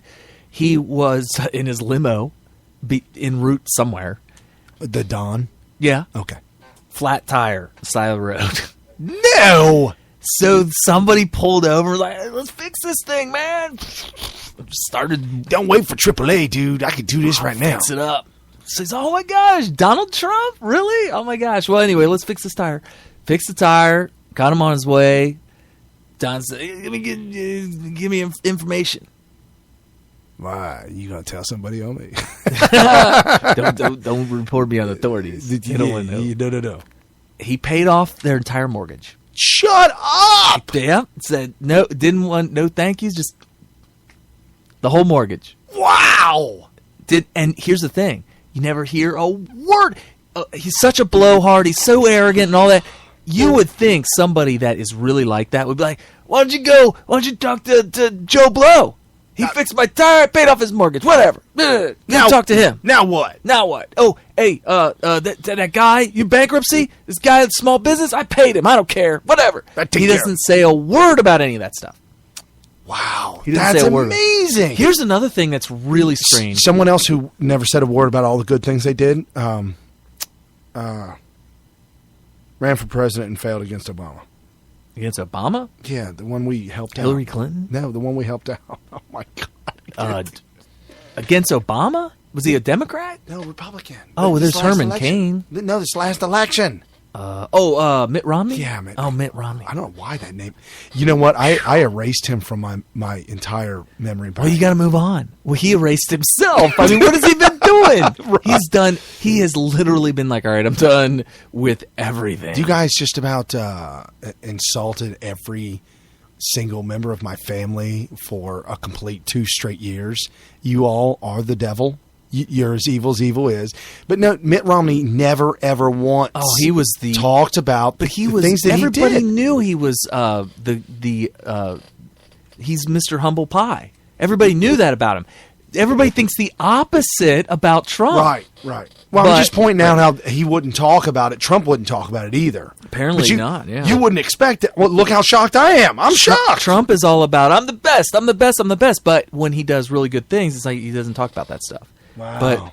But this one's really weird to me. Of all the bad things that they try to dig up about Donald Trump, and you would think that it would be an endless parade of it, right, because of all the litigation that he's gone through, all the business things. You know, not everybody's always going to be happy and be in win-win deals with him and all that kind of stuff. When you're in that type of business, probably a good day would be half the people are happy. Right. If you can make half the people happy, you're doing great, right?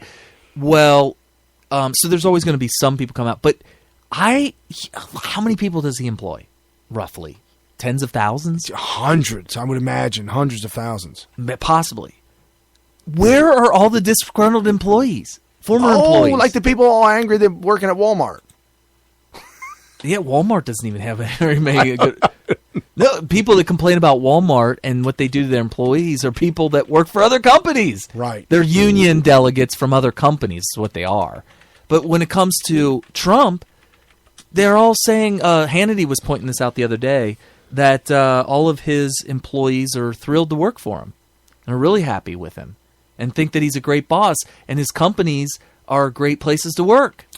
TheDailyCaller.com, August 17th, 2015, Donald Trump employs more women than men at the top echelon of his candidacy. Ding, ding. There you go. In many cases, pays them more, according to the Republican presidential candidate's attorney. Well, that's almost unprecedented, because that's nobody tries to dispute that women get paid less than men. His lawyer said he does it because it's inherent to him.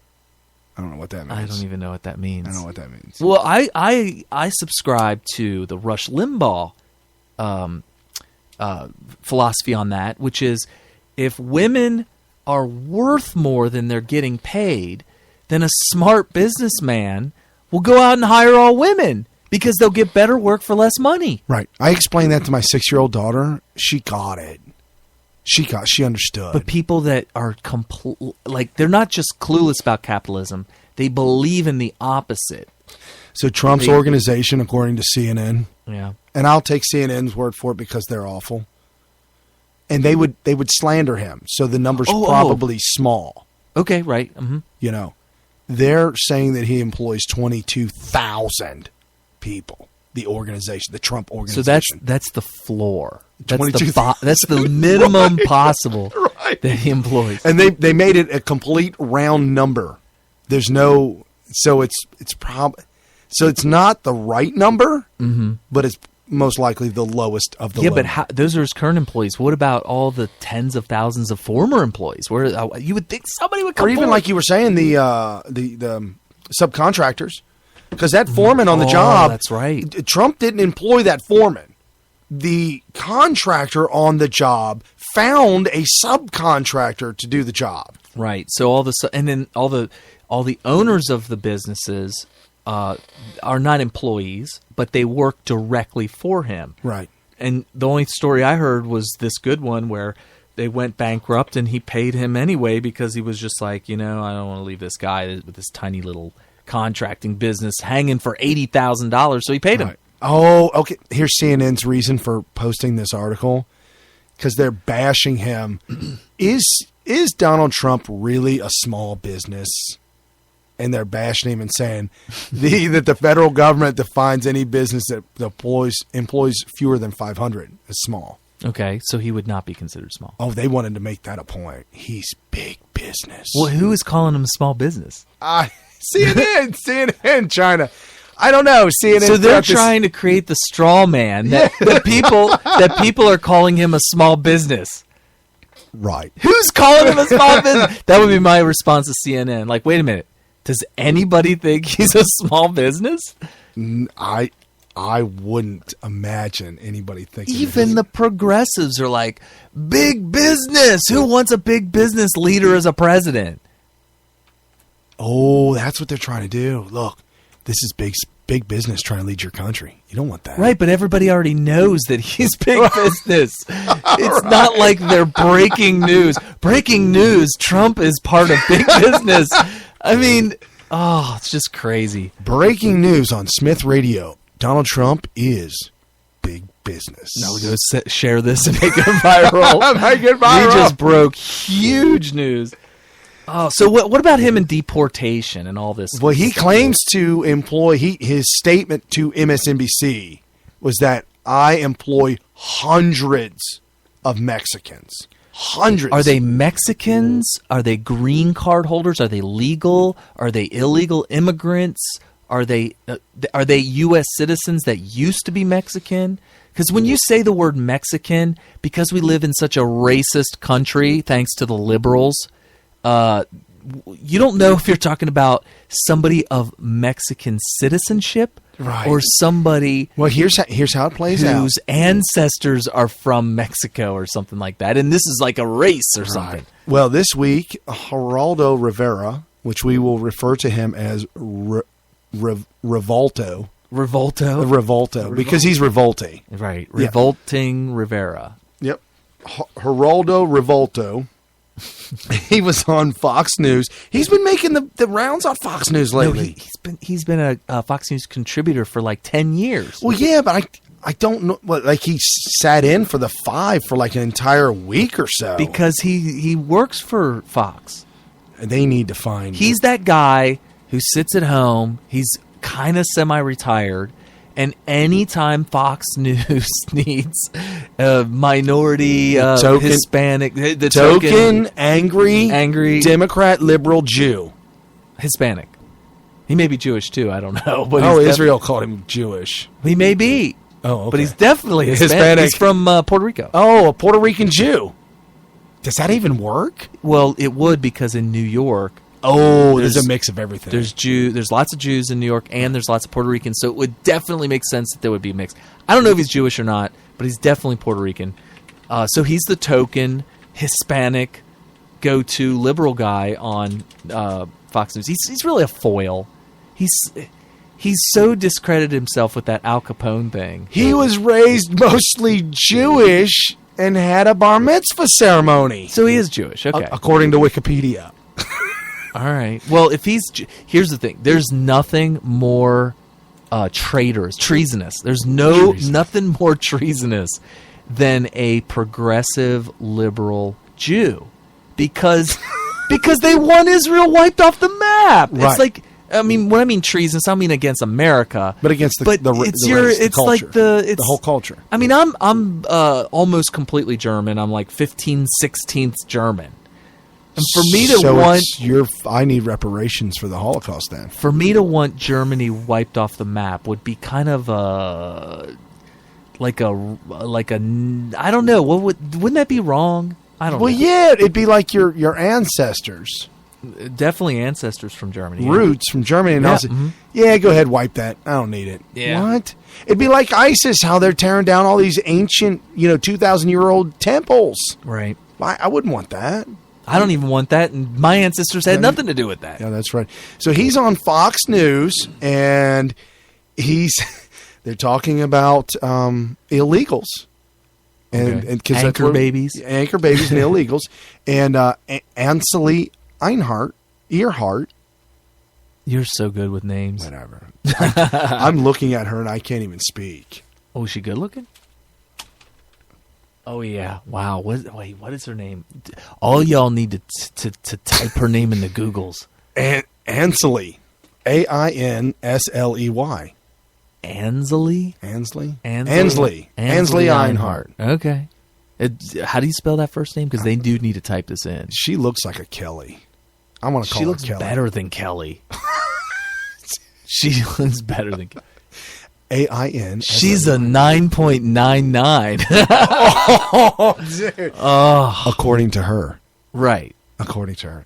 So she's on, and she has Revolto on with her, and they're speaking of illegals. I'm going to roll the clip, and you'll clearly see which side Revolto is on. Well, yeah.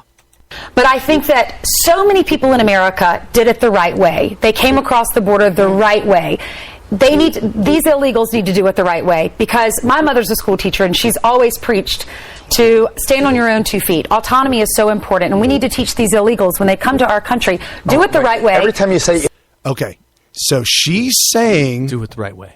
Just do it the right way. And if what's so wrong about that? Does anybody argue, if you're in the audience right now and you're listening to us and you're arguing with us that doing it the right way is not the right way, you got a problem. Well, there's just simple logic. If it's the right way, it's the right way. If it's not the right way, it's the wrong way. Right. There's no gray matter here. But real quick, what is the right way?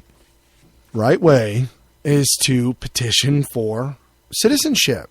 You start to file the paperwork. You get in, like a worker card, like a green card to come over temporarily, or come over for if you want to go to college in America or something like that. You have to apply for it. So their argument would be, look, I need to get out of this situation here in Mexico because it's terrible. I want a better life for my family. I really love America. I really want to be an American citizen one day. I want to do everything I need to do. Everybody wants to be an American. But you're going to make me wait in line? Yeah, dude. Just like why do I have to wait in line? Because there's hundreds of millions of people that want to come. You're one of hundreds of millions. And we got to vet you out to make sure you're not coming here to kill people. Well, let's just say I'm not. You're going to make me wait in line? You got to wait, dog. Why can't we all just come? Well, because you have to assimilate. We have to I'll do everything. I'll learn English. Good. Españole. Good. Learn that. I'll learn it all. Learn that while you're waiting in line. You're heartless, senor. Anyway. All right, guys. Okay. Here we go. Illegals, it's like fingernails on a blackboard. Why? They're not legal. They're not legal. Illegal is Do you like aliens better? Legal or illegal is an adjudication. It is a finding. It's not an adjective to describe a person without documentation. Why illegal aliens? To break the law. We create this monstrous image of these essentially law-abiding, hard-working. Whoa! Hold on! Whoa! Did he jump the shark? He just said we're putting a heartless monster, making these people law-abiding. I don't know what he's going to say next, but he said law-abiding. Well, by definition, he's already completely wrong. Folks, it is breaking federal law. Felony. Federal, the highest of laws you can break. You don't know what kind of law you're breaking. Try it in Mexico. Ooh. If you jump the border in Mexico from the south end, you'll be shot by the military. Well, let's just say Shot on sight. Really? They don't even arrest you? No. Shot on sight. I did not know that. I thought that they put you in prison for a long time. No, everybody talked about it in California because we all knew. And we would tell the Mexicans, dude, what about... And they're like, yeah...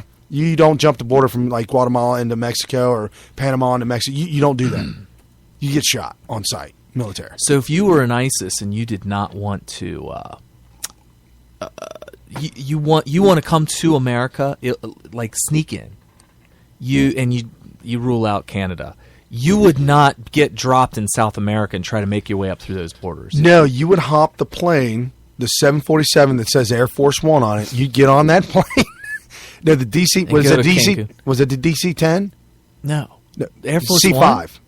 What was the big aircraft we were talking about yesterday? Oh, that's C-5. It's a cargo plane, a really big one. Yeah. So gut the C-5, put 2 floors on it, squeeze a couple of thousand bodies on there, shoulder to shoulder, a couple thousand, A to B, right? And it's not, folks. It's only like a 12-hour flight. It's not like a month trip. So that they'll drop them off, and as soon as that aircraft lands in Mexico, the Mexican government already has the train waiting to bring them across the border.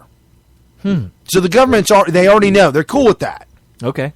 But if you're Guatemalan, or if you're Honduras, or if you're Panamanian, and you attempt by yourself to jump the border into Mexico, pew, pew, pew, pew, pew. So we need to start we need to start advertising in Ecuador and all those ones that border the southern border, right?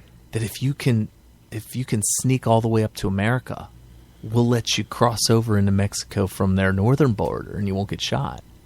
That is so convoluted. But if you're down there and down further south and you see that train, that special train that says... you get to the train, you're good to go. Yep. Okay. If you can jump the train, and it is the only train where everybody is all on top of it.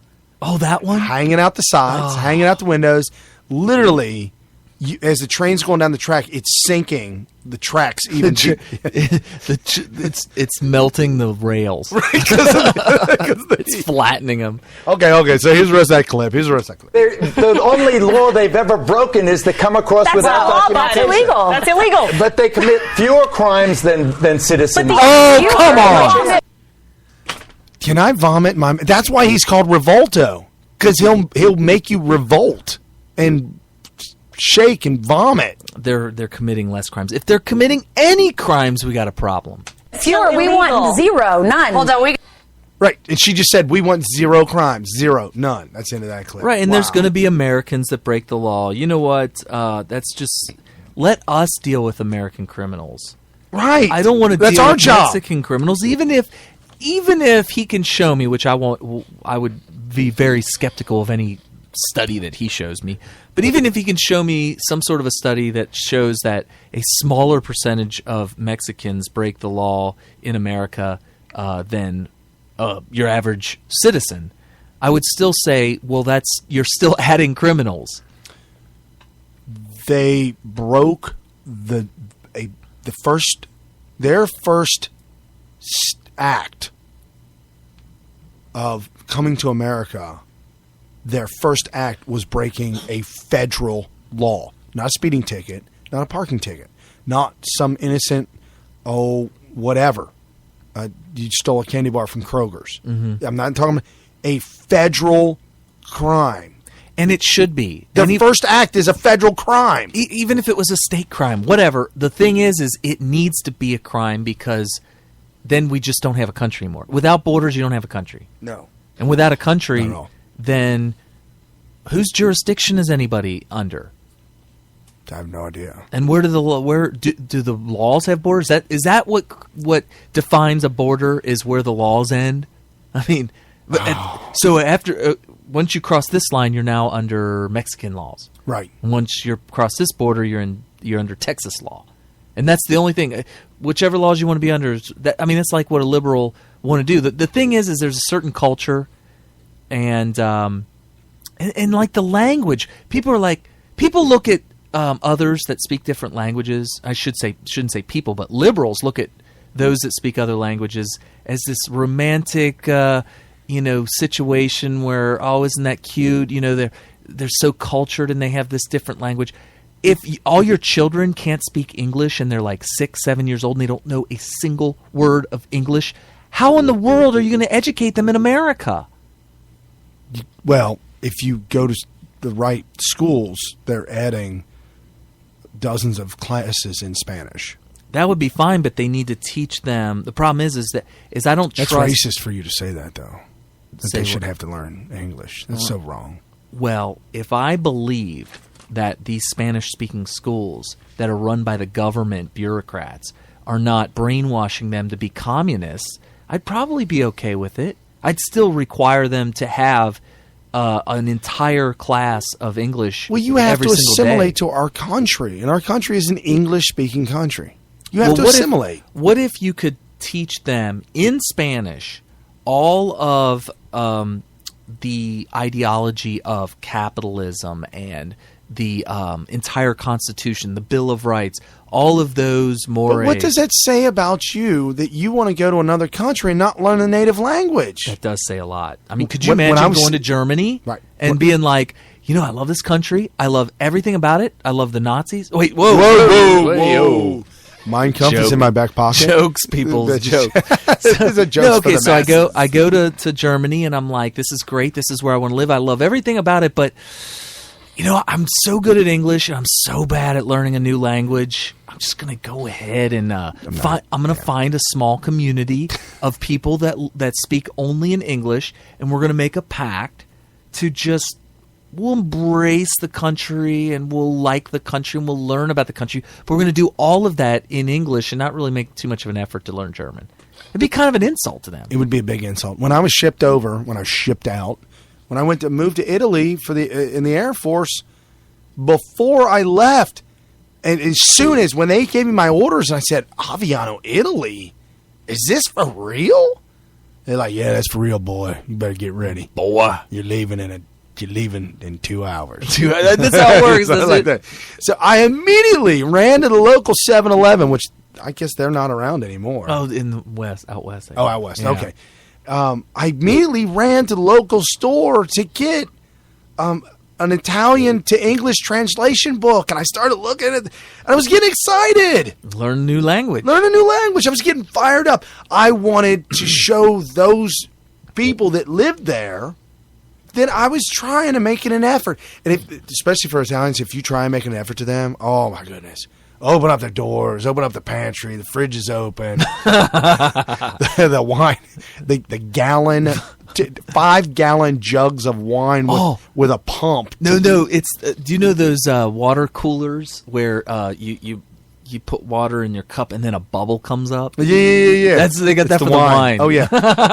At work.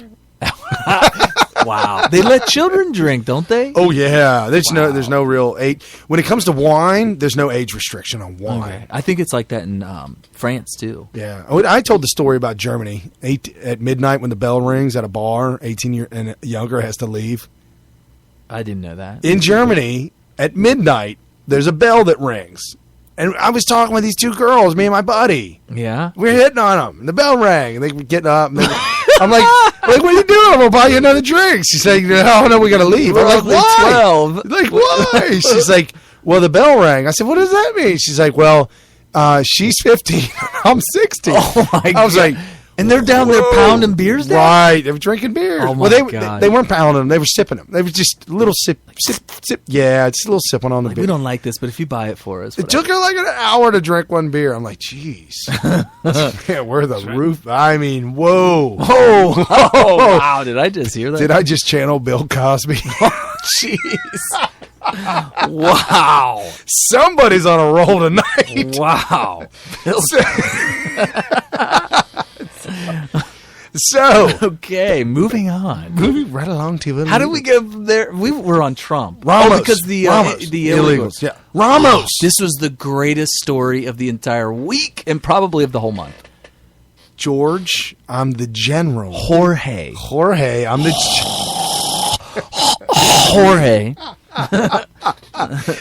I am the general for the illegal invasion. Ramos. It is an invasion. Ramos. Right. Yeah. So apparently, and I've got the sound clip for this. I'm going to let you guys hear this. There's two parts of this sound clip. The very beginning, Jorge, as a reporter, was allowed into this news conference that Trump was putting on. And he'd point to you, a reporter, if you got a question, okay, you, go. And as a reporter, etiquette comes into play. You're being allowed to interview the Don. And there's a lot of gray area when it comes to etiquette in journalism because look at the way like the paparazzi is. They're pretty disgusting. I mean, they killed or indirectly responsible for Lady Di. Yeah. And, because they'll chase you and they're so aggressive. Yeah. Like really aggressive. In the windows, hanging on the doors, and hanging on the bumpers. Run big, fat, slobby men in a dead sprint in the middle of the summer with cameras, battery packs, swinging off of them on these around their chest and everything, trying to catch. And then they'll have the 4-foot-long telephoto lens at the beach, trying to capture the bikini shots of the celebrities on the private beach from like 6 miles away. Like, oh, I got her now. I got her in this 4-foot-long telephoto lens. Oh. So yeah, it's they'll put a lens through a hedgerow in a private residence in a backyard. For those of you in Westwood, he's talking about the bushes. The hedgerow? Oh, what does that mean? The bushes. The bush. What else is... No, because they wouldn't even know that word. Oh, a hedge? Right. Yeah. I'm talking about those in Westwood. Yeah, I was trying to figure out if hedge meant something else. if they're gamblers, they might think that you're talking about hedging their bet. Okay, that would be a Wall Street, but I don't know. The hedging, I'm hedging. Anyway, so the paparazzi can be very aggressive. So in this case, Jorge was given the credentials as a pseudo. He's a talk show host. He's like the Jerry Springer of Univision in Mexico. My wife. Is it Mexico or is it? Yeah. Okay. Oh, yeah. Oh, Okay. yeah. So he claims to be a reporter, which he's clearly not. And he was given the right to come into this event. He was kicked out and removed from the event, and Trump allowed him to re-enter. Do you have the soundbite? Oh, I do. You know, I didn't pick this up until a journalist wrote about it afterwards, that this was a metaphor for Trump's entire immigration policy. Here you have a bunch. You play the clip first. When you hear the beep, the ding, that means that Jorge has re-entered the building.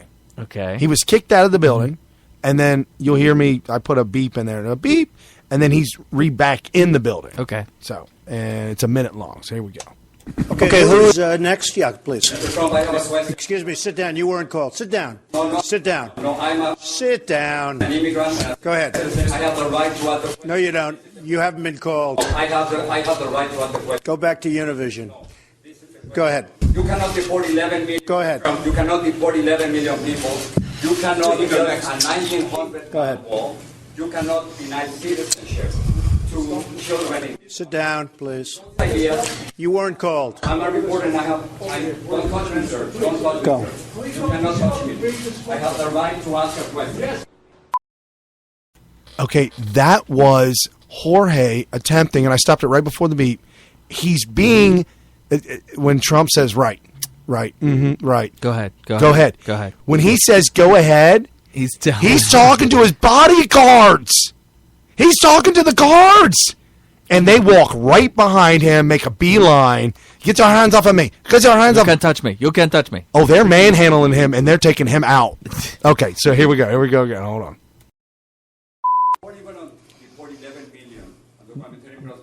Here's what we're going to do. Ready? Okay. Are you going to bring the army? No. Let me tell you. We're going to do it in a very humane fashion. Believe me, I have a bigger heart than you do. The one thing we're going to start with immediately are the gangs and the real bad ones. And you do agree there are some bad ones. Do you agree with that, or do you think everyone's just perfect? No. I'd ask you a question. Do you agree with that? We have tremendous crime. We have tremendous problems. I can't deal with this. Yeah. I can't deal with this, and he's removed a second time. No, yes! I thought he only got removed once. Well, that was my beep in the middle, and when he came back, Yeah. no, he had to be escorted out. Well, I know that, but you They say brought him back. They brought him back the second time, and then he goes, I can't. and he deal goes with back it. out. I can't deal with this.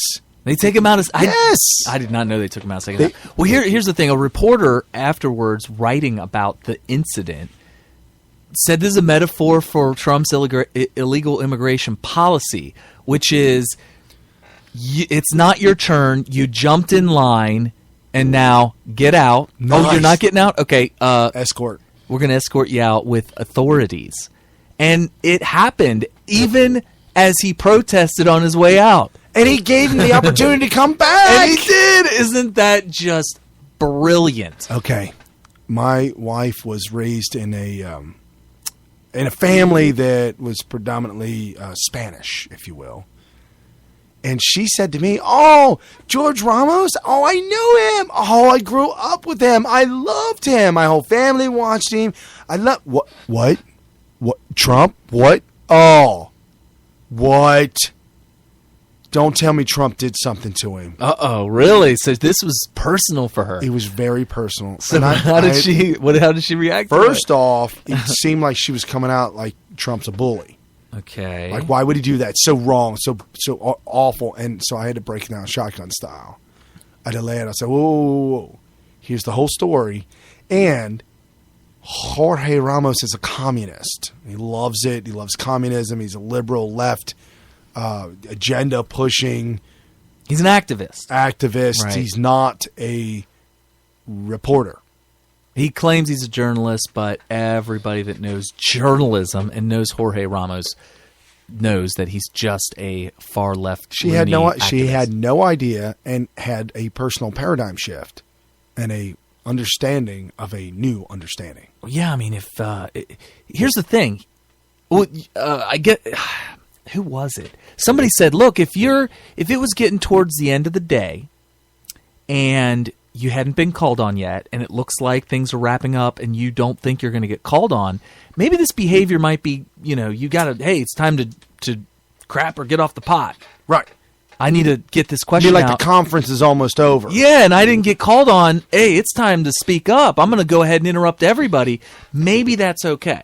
Maybe. This was the beginning. It was like, okay, who's first? Right, and Trump pointed to the reporter directly in front of him, and Ramos, this skinny, frail crackhead, off to the side, started screaming. Off to the side. He's way off to the side. He's out of the way. You can't eliminate 11 million people. I'm legal. In my freedom, I'm legal. I'm legal. We are not illegal. Stop calling us illegal. Wait, do you have a question? And no, we haven't been called on yet. You're going to call the military. The military. What are you going to do? You're going to get the military in there? You get the military in there. No, I'm more humane than you are. Don't touch me. Do not put your hand on me. No, I will not leave. Well, maybe I will.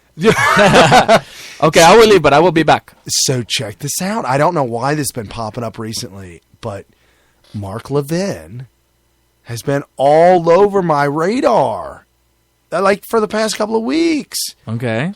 So he was on Hannity, and he had a take on this whole deal and how this all went down.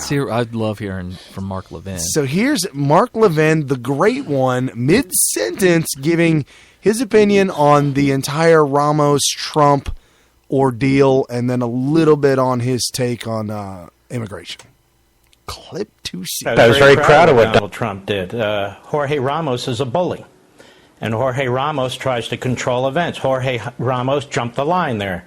It wasn't his turn to ask questions, and he would have been able to ask questions. But look, Ramos is a fanatic. He's obnoxious. He's a pretend journalist.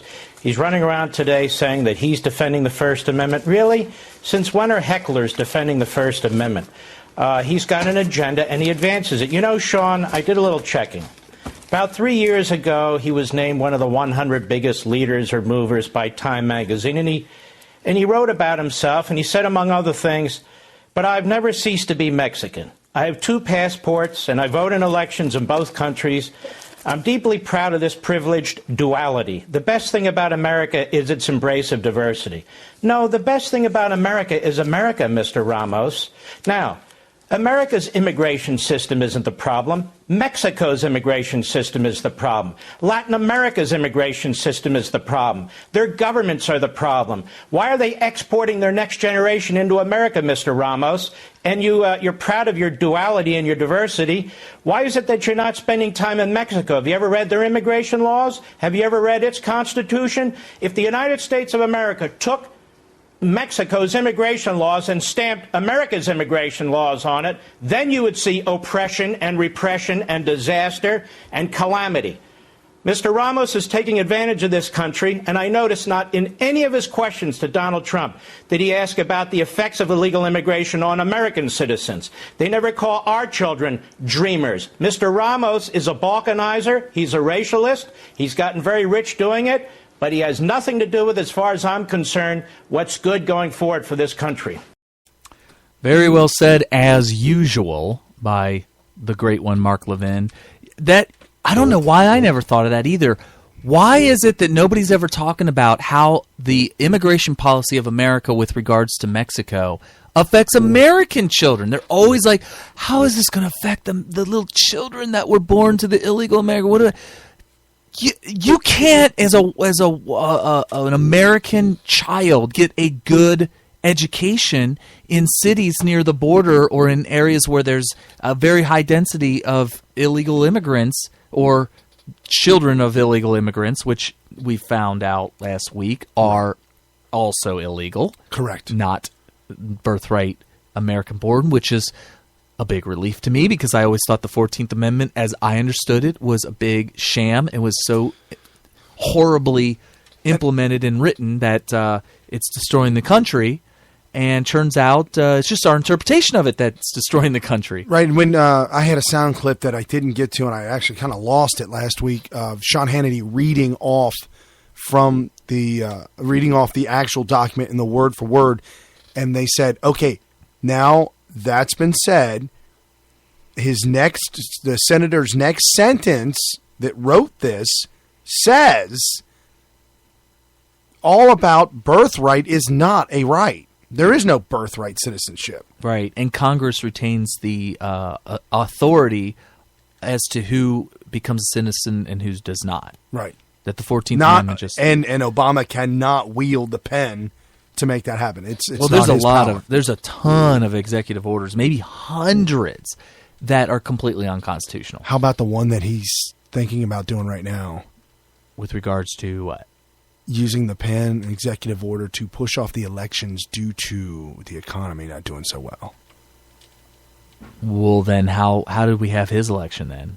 Back in 2008. I'm just saying he could do it. Well, he could attempt to. Actually, you could do anything as president, or anybody. Anybody could do anything until somebody decides to stop you. Correct. And if nobody's there to say, whoa, whoa, whoa, we are not going to let you do that. And I'll tell you what, there's so many people that are jealous up there on Capitol Hill, wanting and desirous of the power. They wouldn't allow it. They wouldn't allow what? Obama to executive order, just going to put the elections off for another year. Because they want the power. Yes. They're going to be like, whoa, hey, we let you do all this other stuff. You sicko, don't you play with me. I'm going to get sick with the power now. Right. Well, and everybody looks at that Trump versus Ramos situation, and here's a guy that's like, hey, I know how it works. I can do whatever I want until somebody stops me. So I'm going to go ahead and ask this question, and I'm going to interrupt everybody. And what Trump I'm going to demand, and he's like, you know what? I'm going to stop you. I'm going to stop you. Oh, you don't think I'm going to stop you? All right, let me, go ahead. Go ahead and take him out. Go ahead. Grab him by the collar. Grab him I would have loved to get violent with him. What if they grabbed him and slammed him around a little bit, and on the way out with him horizontal, like holding him like a football, roughing him up? Like they hit the door. Okay, I was at a party when I was in the Marines. I was at this party, and there was this kid that was just acting a fool, like he was getting angry and he was picking fights. And he was trying to start a fight with this other kid that I thought was not really instigating it or making it. He wasn't escalating it or anything. But this one guy was trying to escalate it. So finally I said, I know what's going to happen. Fight's going to break out. Cops will be called. The whole thing will get broke up. So I'm like, I'm going to end this thing right now. So I walk right up to him. And I grab him. Was he a Marine too? No. He's a civilian. Okay. So I grab him. He's a little bit smaller than me too, so I kind of felt like I'd probably be able to get away with this.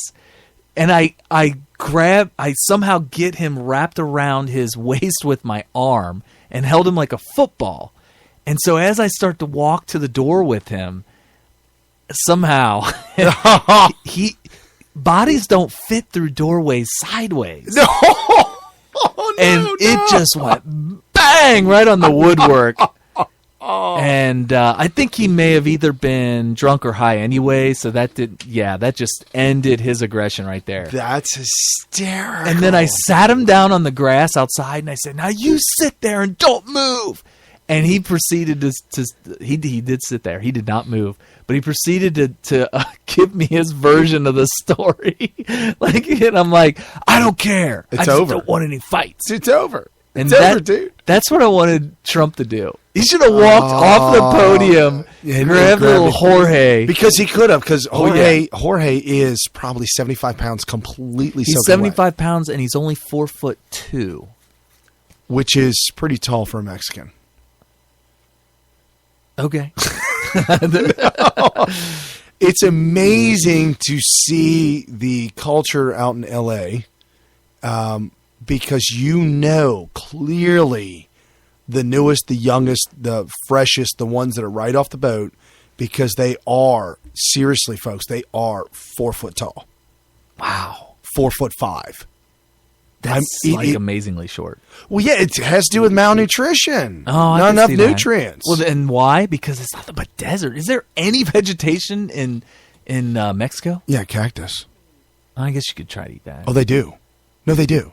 They fry it up like they would take it like a green bell pepper, Squash. like green pepper, okay, yeah. and then like char the sides of it. What about the stickers?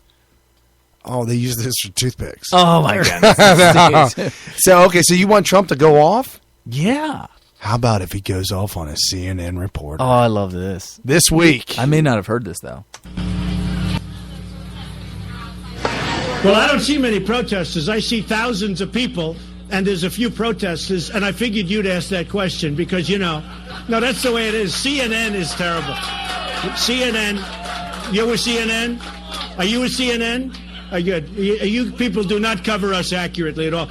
So they have a few protesters outside, and they have thousands of people. And the first question from CNN is about protesters. Yes. That was nice. That was eviscerating a CNN reporter in front of all their peers. I wish I knew what the exact question was. I couldn't hear her. Oh, she said, and it was really hard to hear, but she said something about, what about all the protesters outside of the news conference? So she was being dishonest about the demographics of the entire population of people that were there. She was making it sound like, okay, you got about 50-50 protesters and supporters. If you have 5,000 people show up and you got 6 protesters. Oh my gosh, that's like not even there. You're always going to have protesters everywhere. You've got fleas. He's a big business capitalist, and there's tons of communists in this country. Of course they're going to come and protest. Have you seen the G6 summit or whatever they call it? G12? What is that? I think it's There's riots every single time it happens. They come from all over the world. It could be in Seattle, in America. There'll be Italian communists throwing Molotov cocktails in Seattle. Yeah, wow. It's like no matter where it goes, it's like, all right, suit up for the riot gear. Here it comes again. Yeah. So anyway, that's hilarious. I did not hear that soundbite. That's pretty funny. Yeah, that was a good one this week. Well, do you want to? Oh, go ahead. I mean, you have sound bites, but I have a. Somebody wrote an Associated Press article about Trump's deportation idea. Oh, okay. We all know he wants to build a wall, which anybody that knows anything about construction would know that, I mean, yeah, that's a big project, but so was Hoover Dam. They show the wall in Israel, and they said we should have a wall like this. The wall in Israel is the Hoover Dam. It's like this giant 50-foot skyscraping concrete wall. Oh, my gosh. And you could imagine the footer. Well, yeah, I mean, that's amazing. And then there's a tower at the top of it. With a machine gunner? Yeah, with a gunner. Well, I mean, in Israel, I could see that, definitely. But, okay, so we want the wall. It obviously can be built. Stop trying to act like, well, how? How are you going to get the materials? Some of it's already been built. Some of it's been built. Well, I saw the corrugated rusty metal in San Diego.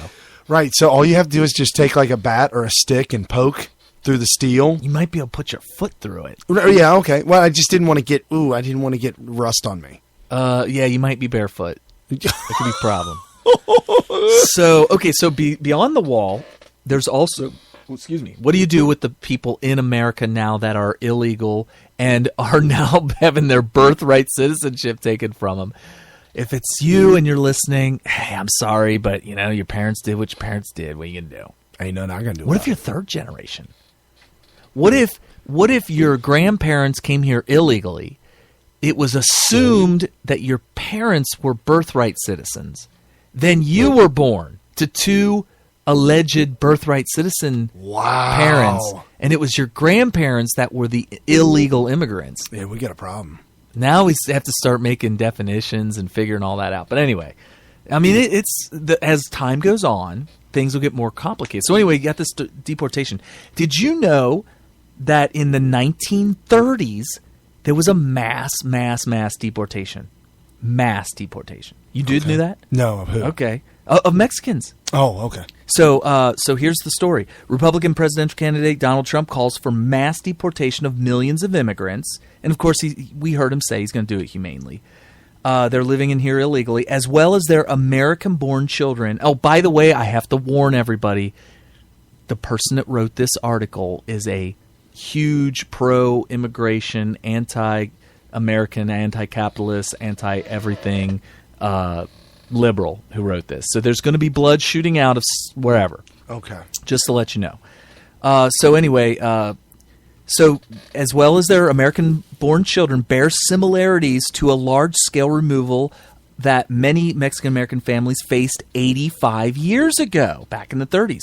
During the Great Depression, counties and cities in American Southwest and Midwest forced Mexican immigrants and their families to leave the U.S. over concerns that they were taking jobs away from whites, despite their legal right to stay. So obviously this author... He said whites, but it's probably Americans, which would include whites, blacks, everybody. And legal Mexicans. People who... citizens of Mexican descent. Right. Or it could be anything. But if you're an illegal, that's it. So for him to say whites and not distinguish other American citizens, right there, completely biased, blood shooting out of my eyes for sure. Right. And then he says, despite their legal right to stay. Based on what? Whoa. Based on what? What? I don't know. You're an illegal immigrant. Right. And we're going to deport you based on the law. What legal right do you have to stay? What is he talking about? Anyway, the result, around 500,000 to 1 million Mexican immigrants and Mexican Americans were pushed out of the country during the 30s, repatriation, as the removal is sometimes called. They call it repatriation. During that time, immigrants were rounded up and sent to Mexico, sometimes in public places, often without formal proceedings. Could you just picture this? Others, scared under the threat of violence, left voluntarily. Oh, nice. What rules and laws do and enforcement of laws, what that does. All right, so we already know that the author is dishonest. Right. So his next sentence, about 60% of those who left were American citizens, according to various studies on the 30s repatriation. Well, here's where I call BS on that. Hold I know where he would come up with such a lie, because he's probably taking those that were born in America, who Birthright. we all know now are not legal immigrants. And he's saying they are. Birthright is. That they're not citizens, I should say. That they're not immigrants because they were born here. They didn't immigrate anywhere. Right. But they're not citizens because they misinterpreted the 14th Amendment. Right. So that's where the 60% comes from, which obviously is dishonest lie by the author. Later testimonies show families lost most of their possessions. So now, like, he's given you images of like the Jews who were rounded up by the Nazis. Right. They had all their stuff actually stolen, all their possessions stolen. So he wants to make sure that bank accounts wiped out. Yeah, everything. Totally. Businesses ruined. The family members died trying to return. Neighborhoods in cities such as Houston, San Antonio, and Los Angeles became empty. He used the word empty. Have you seen L.A.? Can you really believe that well, check this out. L.A. was established as a city in like the early 1903. Right, which is pretty... Like, the city of Los Angeles is just a little over 100 years old. Barely. And here's the thing. Right. In the 30s, it would have been a very small town. It was a ghost town then. It would have been tiny, yeah. Well, they said it was more of a rural farming town for the most part. Right. It would have been 30 years old. I think Los Angeles really got its start probably from people going out west for the gold rush in the 1849 or something like that. Yeah, 1849 and roads and highways and cars. Okay. So the impact of the experience on Latinos remains evident today, experts and advocates say. Quote, it set the tone for later deportations, said Francisco Bellarama, a Chicago studies professor, of course, at the California State University, Los Angeles. 2 weeks ago, Trump said that if elected president, he would expand deportations and end, quote, birthright citizenship for children born to immigrants who were here illegally. Under his plan, American-born children of immigrants would also be deported with their parents. and Mexico would be asked to help build a wall along the U.S.-Mexico border. Nice. Of course they would. Quote, they're illegal, Trump said of U.S.-born children of people living in the country illegally. You either have a country or not. Okay, hold on. Okay, so he's saying during the 1930s, Los Angeles was empty. Well, he actually said it became empty. Okay. According to Wikipedia and the government census of 1930, Los Angeles, New York City, 6.9 million population. That's huge for 30. Wow. That's about how big it is today. Chicago, 3.3 million. Wow, I didn't know it was that big. It's number 1 and 2. Uh-huh. Number 3, Los Angeles. Well, that was Los Angeles. Whoa, hold on. But that's 1930. This says 30s. So you'll have to find out if Los Angeles became empty by the 1940 census. Okay, I've got the 30s and the 40s here. 30s, Los Angeles, 1.2 million. Okay. First West Coast city to make the top 5. Okay. Then skip ahead 10 years. 1940. Oh. It went from 1.2 to 1.5. So it got a little bit bigger in 10 years. However, but sometime in between. Hold on. Chicago in 10 years, 3.3 to 3.3. Chicago didn't even change. Okay, so Los Angeles was one of the few that actually grew. Los Angeles grew. But you're missing it, Brian. Okay. He's saying that sometime between 1930 and 1940, Los Angeles became empty. Okay. Is that nuts? Okay. 1.2 million people, and he's using the word empty to describe Los Angeles. That is nuts. Wow. In 1940s, Philadelphia lost population, first time ever. 1940s, Cleveland lost population, first time ever. So did St. Louis and Boston. All major cities were losing people. Chicago stayed even. L.A. grew. There you go. L.A. grew. And I could see the population probably went down somewhat between 30 and 40 because of the Depression. Right. Oh, okay. Amongst the top 10, cities, amongst all of them, all the top 10 cities in 10 years grew by less than 1 million people. Okay. But L.A. grew. Empty. Oh, they were empty. Empty down. It's amazing. So they went from 1.2 to 0 to 1.3 or 1.5. Yeah, 1.2 to 0 to 1.5. Wow. Dude, that's almost as fast as the flip phone and BlackBerry. Oh, wow. Almost. Not quite as fast. Wow. Not quite as fast. So some immigrant admit his comments on immigration. Polls show negative impressions of Trump among Latinos. A Gallup poll released August 24th found Hispanics were more likely to give Trump unfavorable ratings than favorable ones by 51 percent points. I don't know what poll that's from, and I know Trump doesn't know what poll that's from because the facts that came out this week, according to Trump, and I know he doesn't lie, he hadn't lied so far, that he is polling ahead of I think he's polling ahead of all Republicans in the Hispanic vote. He said, I'm getting the Hispanic vote like Republicans have never got before. I'd love to read more about that. That sounds awesome. Some immigrant advocates pointed to the removal of prominent Latino journalist Jorge Ramos from an Iowa press conference last week as a metaphor for the candidate's desire to remove Latinos from the United States. Quote, Trump should heed the following warning. Our Latino and immigrant communities are not going to forget the way he treated them, the Washington, D.C.-based Fair Immigration Reform Movement said in a statement. So they're threatening. He called it a warning. It's more like a threat. Right. They're not going to forget the way you treated us.